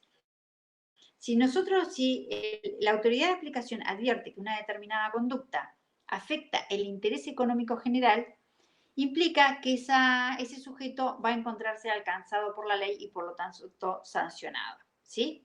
Entonces, interés económico general tiene que ver con esto, con varios componentes que tienden a proteger al mercado, a sus participantes y en última instancia a la población en general, a la población como sujetos económicamente activos. ¿Estamos? ¿Hasta acá alguna pregunta? ¿Ninguna? ¿O se quedaron durmiendo la siesta? Profe, ¿puede volver a explicar lo del interés económico general, porfa? Sí, dale. El interés económico general es un concepto social que tiene que ver con la protección al mercado de nuestro país, ¿sí? Que tiene que ver con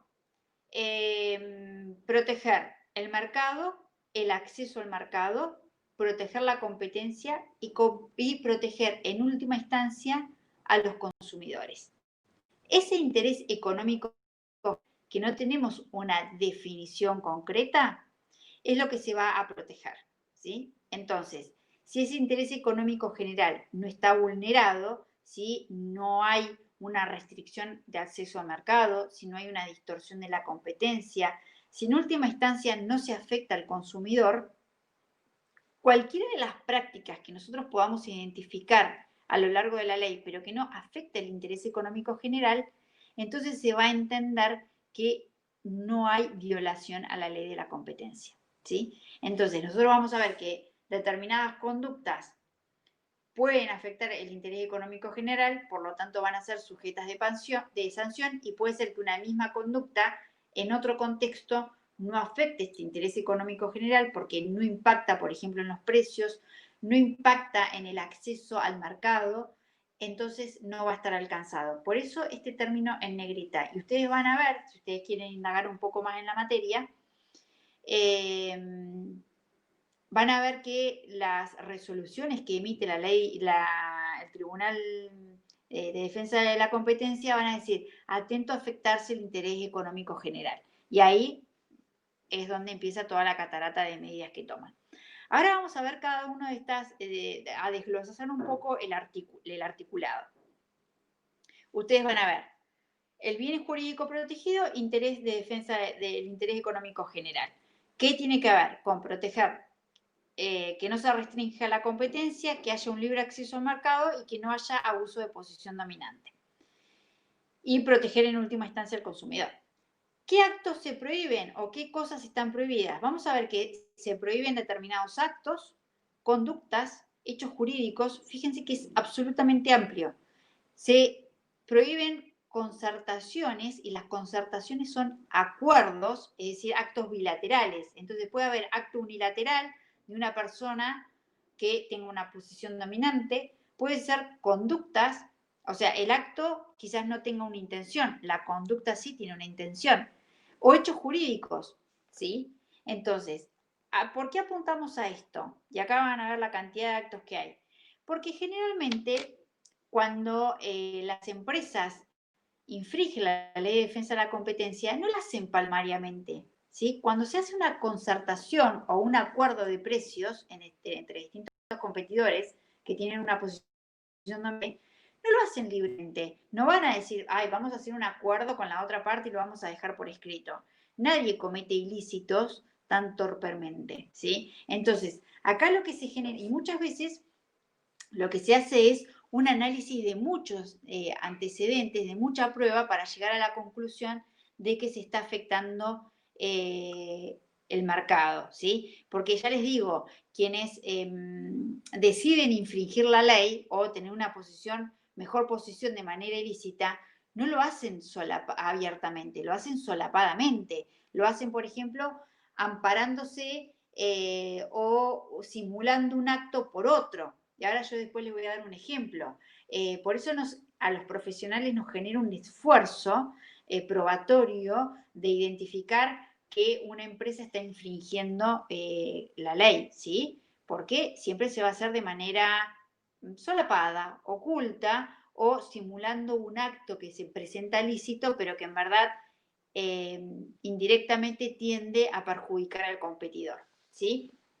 Entonces, lo importante es que ustedes vean que dentro de todos estos actos que hay están los acuerdos bilaterales, que son acuerdos anticompetitivos. Y ahora vamos a ver por qué lo vemos.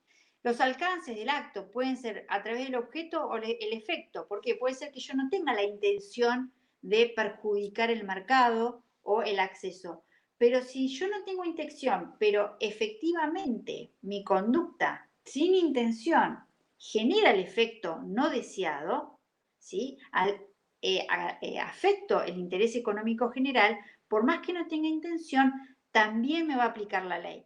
¿Por qué? Porque la intención de perjudicar va a estar dada en la cuantificación del daño. Es como acá hay una atribución, si se quiere, objetiva. No importa si yo me conduzco o no con intención de restringir a mi competidor. Basta con que mi acto tienda a eso por más que no haya intención, para meter en juego la ley de defensa del consumidor, ¿sí? ¿Se entiende hasta acá?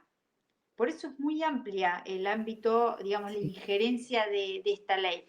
A diferencia del derecho penal, vieron que el derecho penal tiene una tipificación muy estricta, es si cometés esta conducta de esta manera vas a ser sancionado. Si no, no podemos aplicar la analogía, no podemos aplicar esto. Es estricto el análisis del derecho penal. Acá no, acá es amplio el análisis. Yo puedo decir, mirá, si yo sumo este hecho con este acto, con este efecto, entra en defensa de la competencia y puede ser que podamos advertir que hay una distorsión en el mercado, entonces va a estar sancionado, ¿sí? ¿Hasta acá preguntas? Bueno, entiendo que no. ¿A quién le aplica esta ley? Fíjense que se aplica, el lugar o el sustracto es muy amplio. Se aplica a personas humanas, personas jurídicas, personas públicas. Ojo que puede acá estar interviniendo el Estado o pueden intervenir asociaciones públicas de derecho público, de derecho privado, personas privadas, personas con o sin fines de lucro. Acá hay un concepto más amplio de empresa. Vieron que hoy habíamos dicho, la empresa tiene que tener una finalidad concreta. Bueno, esta ley es mucho más amplia. Puede aplicarse a empresas o personas jurídicas o humanas de carácter nacional o extranjeras cuyos efectos incidan en el mercado. Puede ser que Apple o Microsoft, que son empresas multinacionales, empresas extranjeras, con sus conductas monopólicas o con sus conductas afecten a la ley de defensa de la competencia, sus efectos caigan en Argentina. Entonces, en esas condiciones, si bien son empresas extranjeras, como sus efectos van a estar dentro del ordenamiento jurídico, van a estar alcanzados por la ley, ¿sí? Acá, Alexis, es un factor objetivo, sí, tal cual, se analiza como un factor objetivo porque basta con que nuestra conducta tienda a afectar el interés económico general. De más está decir que la mayoría de los sujetos alcanzados tienen una clara una intención de perjudicar al otro, ¿no? Es apatear y tratar de sacar de encima al competidor. Pero bueno, la ley, la finalidad de la ley es ser absolutamente amplia por el interés que protege. Entonces, personas públicas o privadas. Puede ser que el Estado, algún sector del Estado o alguna empresa del Estado tenga una posición abusiva y sea afectada por la ley. En su momento, en la década a principios del 2000, una empresa que fue denunciada fue YPF, porque YPF, ustedes tengan en cuenta que si bien no es una empresa monopólica, sí tiene una posición, no abuso de posición dominante, tiene una posición dominante en el mercado. ¿Por qué? Porque YPF es constructora de precio, ¿sí? Que aumenta los precios en el mercado, seguramente todas las empresas anexas, Shell, Petrobras, van a aumentar el precio. YPF es la que es empresa de referencia de precios en ese segmento de combustibles. Como lo es la Serenísima en materia de la industria láctea. Todas las empresas van a ver cómo la Serenísima aumenta o no los precios para aumentar o no el resto de los precios. ¿Es abuso de posición dominante? Quizás no, pero sí es cierto que tiene una tendencia en el mercado. Entonces, pública ya vamos a ver eso como sujeto. Después no nos pasa a nosotros como abogados, porque el colegio de abogados no interfiere, si bien tenemos una ley de regulación de honorarios, no interfieren en nuestras negociaciones, pero sí la tienen nuestros colegas médicos. Los médicos, para que ustedes tengan en cuenta hasta dónde actúa la ley, los médicos habitualmente se reúnen en asociaciones, ¿sí? Vieron que está el círculo odontológico, la asociación médica, el círculo médico, hay distintas asociaciones civiles. Estas asociaciones civiles, ¿qué hacen? Agrupan a una cierta cantidad de profesionales independientes y en representación de estos profesionales, lo que hacen es negociar con las obras sociales y con las prepagas. Vieron que ustedes vimos el otro día los contratos conexos, con el tema de cómo se hace la prestación médica con obras sociales. El médico particular generalmente no negocia ni con una clínica, no negocia con una obra social, no negocia de manera privada, porque si no sería imposible negociar con todos los profesionales. Por eso, y porque no tienen capacidad de negociación. O sea, imagínense un médico con su mochilita yendo a negociar con el instituto, con el IPROS o con el Instituto de Neuquén. No les va a dar ni 5 bolas, o sea, es muy difícil negociar un bono o negociar una prestación. Entonces, se agrupan en ese tipo de asociaciones. Estas asociaciones negocian el costo de las prestaciones médicas que se le van a pagar a los profesionales. Entonces, hay asociaciones médicas que son muy fuertes y que tienen una posición dominante. ¿Por qué? Porque muchas veces un profesional, si no se mete en esta asociación, seguramente va a estar excluido del mercado, porque no va a lograr negociar de manera independiente con estas obras sociales. Entonces, hay uno de los fallos que yo después les voy a pasar, que es con una asociación médica de Bahía Blanca. Hay una disputa una disputa política entre la asociación médica y un profesional X, y no le permiten entrar a la asociación médica. Por lo tanto, lo que le hacen es cortarle el acceso al mercado, porque si este profesional no actúa dentro de la asociación médica, prácticamente tiene cero posibilidades de facturarle a las obras sociales, porque estas obras sociales, la mayoría, no negocia de manera privada, negocia a través de estas asociaciones médicas. Entonces, como no lo dejaban participar dentro de la asociación médica, lo que hace este profesional es denunciar. Fíjense, una asociación médica es una asociación civil sin fines de lucro, en principio, porque actúa en beneficio de sus profesionales, pero no a beneficio propio. Entonces, este profesional lo que hace es accionar contra la asociación médica, planteándole que ejercen un abuso de posición dominante y una práctica restrictiva en el mercado para este. Y ahí se genera toda la intervención de la Comisión de Defensa de la Competencia. Lo que hacen es, dentro de una de las funciones que tienen, es llegar a acuerdos. Entonces, lo que hace habitualmente la asociación, cuando se da cuenta, o la persona esta que tiene posición dominante, cuando se da cuenta que se les viene una sanción y que es de extrema gravedad, generalmente llegan a acuerdos para cesar con esta posición dominante y tratan de reconstruir o recomponer la situación. Si el factor objetivo... Profe, ¿te puedo hacer una consulta? A ver, El nombre del fallo, ¿tenés idea cuál era? ¿Te acordás? es asociación médica, es a ver, el profesional, creo que en ese momento estaba identificado con la letra, creo que le reservaban el anonimato, empezaba con L, el apellido, y el denunciado es la Asociación Médica Bahía Blanca, que yo les voy a buscar el fallo. A mí me llamó la atención este fallo porque como yo soy de Bahía Blanca y conozco la asociación médica y conozco al profesional, no sabía que el profesional había hecho esto. O sea, los había denunciado, porque era claro el hostigamiento que tenía la asociación médica. Por eso les cuento, primero porque es una cuestión académica interesante y segundo porque, bueno, para mí era conocido. Dice, Karina pregunta, si es factor objetivo, ¿por qué hay daño? No, profe, no, estaba respondiendo, lo leí después porque una pregunta si que le dice que no es un factor objetivo. Sí, es un factor objetivo porque hay un daño al interés económico general. Mientras haya daño, estaba como justificando la pregunta, contestando. Sí, yo les digo factor objetivo para que ustedes entiendan. Inevitablemente el factor objetivo por ahí responde a, no sé si técnicamente sería el apropiado. Yo lo que les digo es que no hay necesariamente una intención, no necesariamente tiene que haber una liberalidad o una intención de afectar el interés económico general. Basta con que haya una conducta tendiente a eso, sin intención, igualmente se aplica la ley. Y si hay una intención y depende la incidencia y depende la gravedad de esa intencionalidad y qué efectos tenga, va a haber reparación de daños y va a haber sanciones, multas. Porque acá yo les digo una cosa, lo que tienen que tener en claro, y ustedes lo van a ver en la ley, que el grado de sanciones es extraordinario. Multas millonarias, pueden ordenar que la empresa, pueden ordenar la disolución de la empresa, pueden ordenar la venta del paquete accionario de la empresa, pueden ordenar el cese, pueden ordenar la clausura, o sea, la clausura se solicita en sede judicial, pueden ordenar que se investigue penalmente, o sea, la denuncia a sede penal, las multas, la reparación de daños y perjuicios que se da en sede judicial y la aplicación de daños punitivos que se da en sede judicial.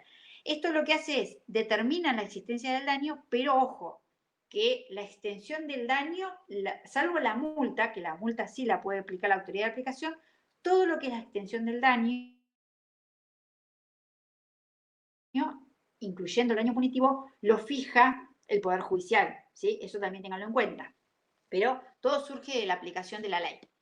Bueno, entonces, sujetos alcanzados, sumamente amplio. No nos quedemos nada más con las personas privadas. Sigamos avanzando que nos queda poco tiempo, pero más o menos la idea general, yo estoy tranquila porque ya los metí en tema y después es una cuestión de que vayan analizando la ley. La ley, una vez que vimos el artículo 1, que es el que nos da el encuadre en el marco normativo amplio, va detallando determinadas conductas, ¿sí? Nos da una enunciación. Enunciación que no es taxativa, o sea, no es que pasa esto y si no pasa esto, no. ¿Por qué? Porque el artículo 1 es tan general que si alguna conducta no está identificada en los artículos 2, 3 o 5, no importa, porque puede ser que de manera indirecta la pueda encajar en el artículo 1. Lo que hacen los artículos siguientes es dar ejemplos acabados de cómo pueden interferirse cómo se pueden interferir. El artículo 2 es un artículo incorporado nuevo a partir del 2018 y que plantea, son prácticas restrictivas de la competencia consideradas absolutas, de pleno derecho. ¿Qué quiere decir? Que si yo ubico alguna de las conductas de los competidores en el artículo 2, se presume de pleno derecho de que estoy afectando el artículo 1, que estoy afectando el interés económico general. Entonces, basta con demostrar alguna de estas prácticas para presumir de manera directa la violación al interés económico general. ¿Se entiende? Yo no tengo que acreditar más nada, solamente esta conducta. Punto.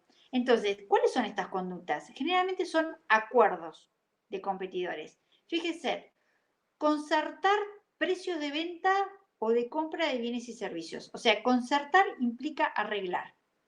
Limitar la producción de bienes y servicios. Es decir, yo controlo el mercado, digo cuánto voy a vender, cuánto voy a sacar del mercado. Entonces, de eso controlo la oferta, ¿sí? Acuerdo de reparto de distintas variantes del mercado, de clientes o de fuentes de aprovechamiento. Ahora vamos a ver de qué se trata. O concertación o coordinación de posturas en licitaciones o concursos. Esto último se llama carterización, ¿sí? Ustedes cuando escuchen en los medios, la carterización de la obra pública, que últimamente se escucha mucho, la carterización de la obra pública, es cuando hay empresas competidoras, que generalmente son pocas, que ofertan en la obra pública, se van acordando. Che, vos agarrá o concursá la licitación de la ruta 2, que yo me quedo con la ruta 22, ¿sí? Entonces, se acuerdan los distintos competidores, que ya les digo, no son muchos, se conocen entre ellos, y se van distribuyendo de esta manera en qué licitaciones. Vos licita menos, ganas esta, yo licito menos en la otra y me quedo con la otra, ¿sí? Esta carterización está prohibida porque afecta el interés económico general y aparte afecta las arcas del Estado, ¿sí? Esa sería una de las conductas que está prohibida. El acuerdo de reparto del mercado implica, ya no para ofertar en las licitaciones, sino directamente que distintas empresas que compiten entre sí se distribuyan al mercado. Vos accedés al conurbano, yo me quedo con Capital Federal, yo me quedo con el norte del país, vos te quedás con el sur, o vos te quedás con los clientes, yo me quedo con los otros. Entonces, estos acuerdos que se entiende que si uno hace este tipo de acuerdos es para manejar el mercado y controlar la oferta y por lo tanto controlar precios. Entonces, esto también está prohibido. Uno dice, ¿tengo que demostrar que se afecta el interés económico general?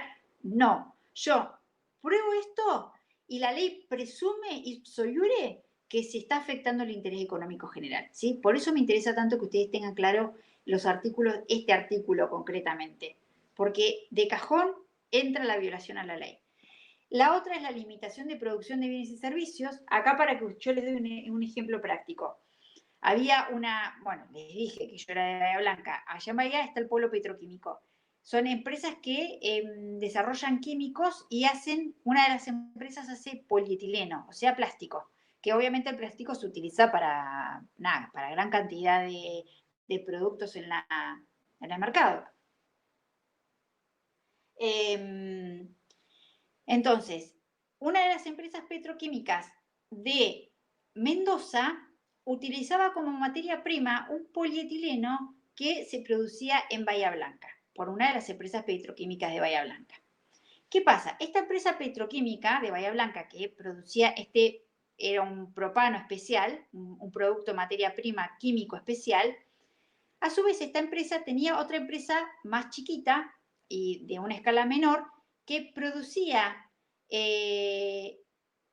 productos que eran de competencia de la de Mendoza. O sea, la de Mendoza necesitaba sí o sí comprarle a la de Bahía Blanca, y a la de Bahía Blanca a su vez tenía una empresa anexa, ¿sí? Relacionada, controlada, que producía un producto que era competidor al de Mendoza. ¿Me van siguiendo hasta acá o les estoy haciendo mucho lío? Pero me interesa que vean este ejemplo. Ante esta situación, esta empresa de Bahía Blanca le exige a la empresa de Mendoza, tiene que tener en el polo petroquímico de Bahía Blanca, que es una especie de parque industrial, tenía que tener un sistema de almacenaje especial con determinadas características.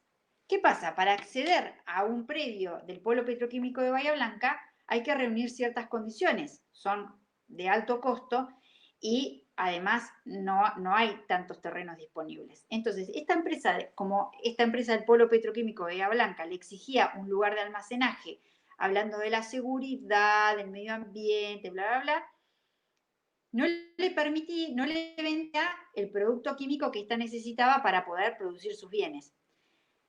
¿Qué pasa acá? Fíjense que yo les decía, no les dice abiertamente, no te voy a vender mi producto porque yo se lo voy a vender a mi relacionada directa y te voy a reventar dentro del mercado. Le pone excusas que tienen una apariencia legal, pero que no es tal. Entonces, lo que hace esta empresa, hace la denuncia en defensa de la competencia, planteándole que hay una abuso de posición dominante, la restringe el acceso a la competencia, y como estaba dado toda la prueba, lo que hace esta empresa petroquímica es un acuerdo para no llegar a una sentencia, para no llegar a una multa, hacen un acuerdo de cese y se compromete a continuar vendiéndole este producto que es materia prima. ¿Sí? Entonces, fíjense cómo, lo que les decía hoy, no siempre directamente se tiende o abiertamente a afectar al competidor, sino que con excusas que aparentemente parecen legales, caen. Acuerdo de precios también se dan Profe, muchas veces. una ¿Sí? excusa también podría ser la venta en el mercado de carne, por ejemplo, en las restricciones que pedían los Estados Unidos, en el caso también del producto de la carne, para que Argentina tuviese que respetar la cantidad de requisitos que básicamente eran exorbitantes. Creo que no te lo pedía ningún país, pero creo que se utilizaba como excusa justamente para que no nos tengan que comprar a nosotros la carne. ¿Puede ser Tal ese un cual. ejemplo también? Lo que pasa es que en ese caso no se aplica la ley de defensa de la competencia. Claro, es Sí se aplican claro, tratados internacionales, pero que tienen la misma finalidad. O sea, entre los estados hay sistemas muy parecidos a esta ley. Esta ley tiende a proteger tiende a regular la actividad de los particulares. Claro. Pero hay tratados internacionales, acuerdos de mercado internacional, que justamente también evitan esto, que sean los estados con excusas, restricciones aduaneras, que sean en verdad una restricción arancelaria. Y el ejemplo que vos decís es el real, ¿sí? Nos pasa con Estados Unidos y nos pasa muchas veces con la Comunidad Económica Europea. Sí. Que la finalidad de la Comunidad Económica Europea es proteger a sus empresas en detrimento de la producción de otros países. Lo que pasa es que cuando uno hace tratados de colaboración entre estados, justamente lo que se tiende es a esto, a que no haya barreras arancelarias que impidan el acceso de mercadería. Lo que pasa es que Estados Unidos y la Unión Europea, que son los padachines de haz lo que yo digo y no lo que yo hago, ellos protegen su mercado. Si Argentina quisiera hacer algún tipo de restricción, serían los primeros que patean, pero ellos para sus productores y para sus estados sí aplican medidas de protección. ¿Sí? Claro. El ejemplo que vos diste es tal cual, nada más que traspolado a otra realidad, que es a la de los estados. Acá estamos hablando de las empresas privadas o públicas que actúan en nuestro mercado local. Pero es tal cual el ejemplo que dan. O Perfecto, sea, gracias. me pone contenta porque entienden cómo es la mecánica de cómo se puede interferir en el mercado con excusas. ¿Sí? Entonces acá la excusa era tener una instalación de almacenaje, que no era necesario, pero bueno, era la excusa. Y la otra es la concertación de precios de venta o compra de bienes y servicios. Es decir, 2 o 3 empresas se ponen de acuerdo para fijar un precio en el mercado de un determinado producto, o 2 o 3 empresas se ponen de acuerdo para definir a cuánto le van a comprar materia prima a uno mayor. Miren, acá uno dice, ¿cómo yo voy a concertar la compra de mercadería? Esto es un ejemplo que les doy que no está dentro de la ley, pero para que ustedes vean cómo hay ciertas posiciones dominantes que tienen su peso. Y ya les digo, yo lo analicé y no cuadra en la ley de defensa de la competencia porque lo actúan de manera legítima. ¿Vieron cuando ustedes van al supermercado, a los supermercados chinos? En los supermercados chinos, a mí me lo explicaba una clienta, los supermercados chinos en general tienen buenísimos precios en materia de bebidas, no es porque yo me la paso comprando bebidas alcohólicas, pero ustedes saben que si quieren comprar una bebida alcohólica, ¿dónde van a encontrar el mejor precio? En los chinos. ¿Por qué es esto? Los chinos tienen un sujeto, que además de la comunidad china, que está en Buenos Aires, que él único negocia con las grandes proveedoras de bebidas alcohólicas y de Coca-Cola y de empresas transnacionales. Esta es la capacidad que tiene este chino de comprar, porque es el mayor productor de bebidas alcohólicas y gaseosas dentro del mercado, porque imagínense que él le compra para luego distribuir a todos los chinos de la Argentina. Tiene una gran capacidad de negociación dentro del mercado, lo que para cualquier empresa, para una Coca-Cola, le sería irrelevante negociar con la Anónima, con Topsy o con Jumbo o con el que fuera. Para negociar con este chino, se pone en posición de paridad. ¿Por qué? Porque el chino tiene un control importantísimo del mercado porque es el que mejor paga, ¿sí? El que mayor cantidad le paga. Esto no quiere decir que esté dentro de la ley de defensa de la competencia. Lo que les quiero decir es cómo un sujeto puede acordar o puede negociar por su posición el precio de compra. Excepcional en el mercado, como nunca. O sea, yo cuando lo escuché, flashé y dije, wow, menos mal que alguien se pone contrapeso con empresas como Coca-Cola.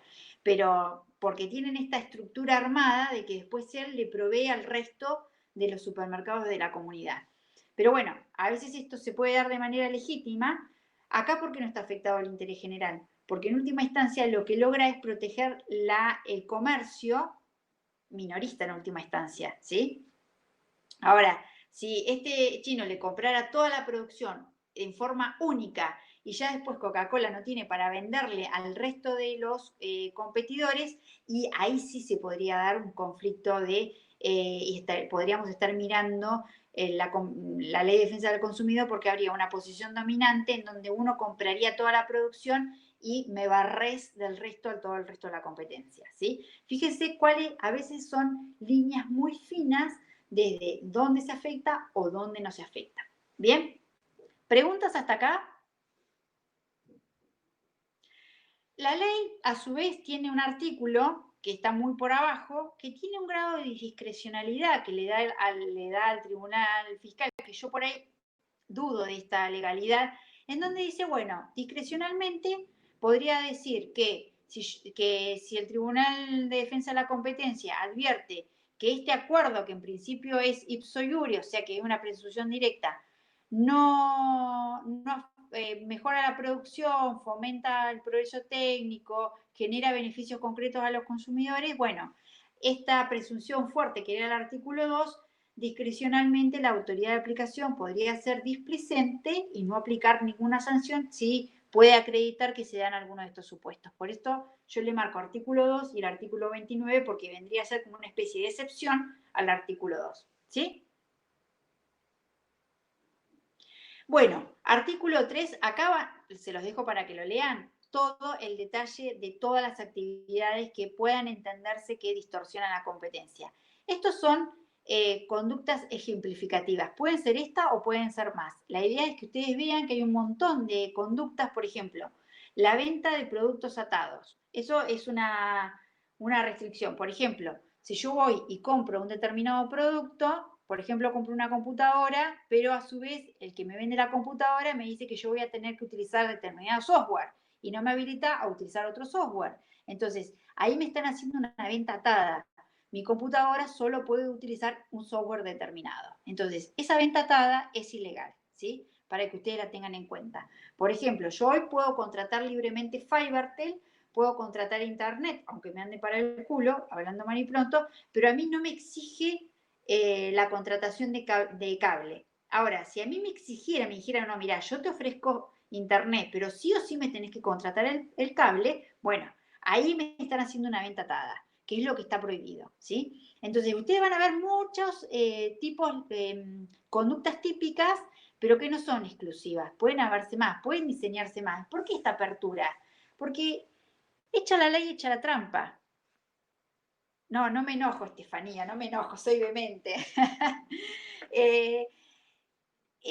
Las conductas uno puede ampliar, imaginarse, y el mercado nos permite, la tecnología, ver que hay un montón de conductas que uno puede o no las prevé, pero mañana sí se prevén y pueden interferir en esta ley. Entonces, por eso es tan amplio, y uno dice, che, pero mi conducta no está tipificada en estos incisos, pero sí la puedo utilizar de manera incidental, o si una conducta que no esté tipificada acá afecta el interés económico general, por lo tanto entra adentro de la ley y puede ser motivo de sanciones. ¿Sí? Acá les dejo un ejemplo de lo que es la cartelización o los carteles que se llama en materia de licitación. Acá algo de jurisprudencia. Ya termino, 10 minutos más y los libero, porque la clase es hasta las 4, creo, ¿no? Si no me equivoco. A ver, vamos a ver ejemplos. Cuando se vencen las licencias de Windows y te obligan a comprar una nueva porque la computadora queda inutilizada, ¿eso aplica? Tengo que dejar de grabar. Ah, bueno, gracias, Delfina, no te hagas problema. Ya vamos cortando y cualquier cosa en la próxima clase que tengamos termino de hablar. Me quedo con la pregunta de Giselle. A ver, uno contrata la licencia y después se termina. Esto no quiere decir que la licencia se te renueva automáticamente. Todo tiene su plazo. Ahora, si vos no podés utilizar otro sistema compatible o un competidor a Windows, claramente, si tu computadora no te acepta otro, que yo no tengo ni idea, que si es otro procesador, si es otro sistema de Windows que es competidor, sí seguramente hay una posición dominante, porque si no mi computadora estaría inutilizada, ¿sí? Es como esta cuestión que se está debatiendo, esto pasa también en Estados Unidos, cuando se está tratando de limitar el acceso a Huawei, se llama, ¿no? La empresa china de electrónica, que hay empresas de software norteamericanas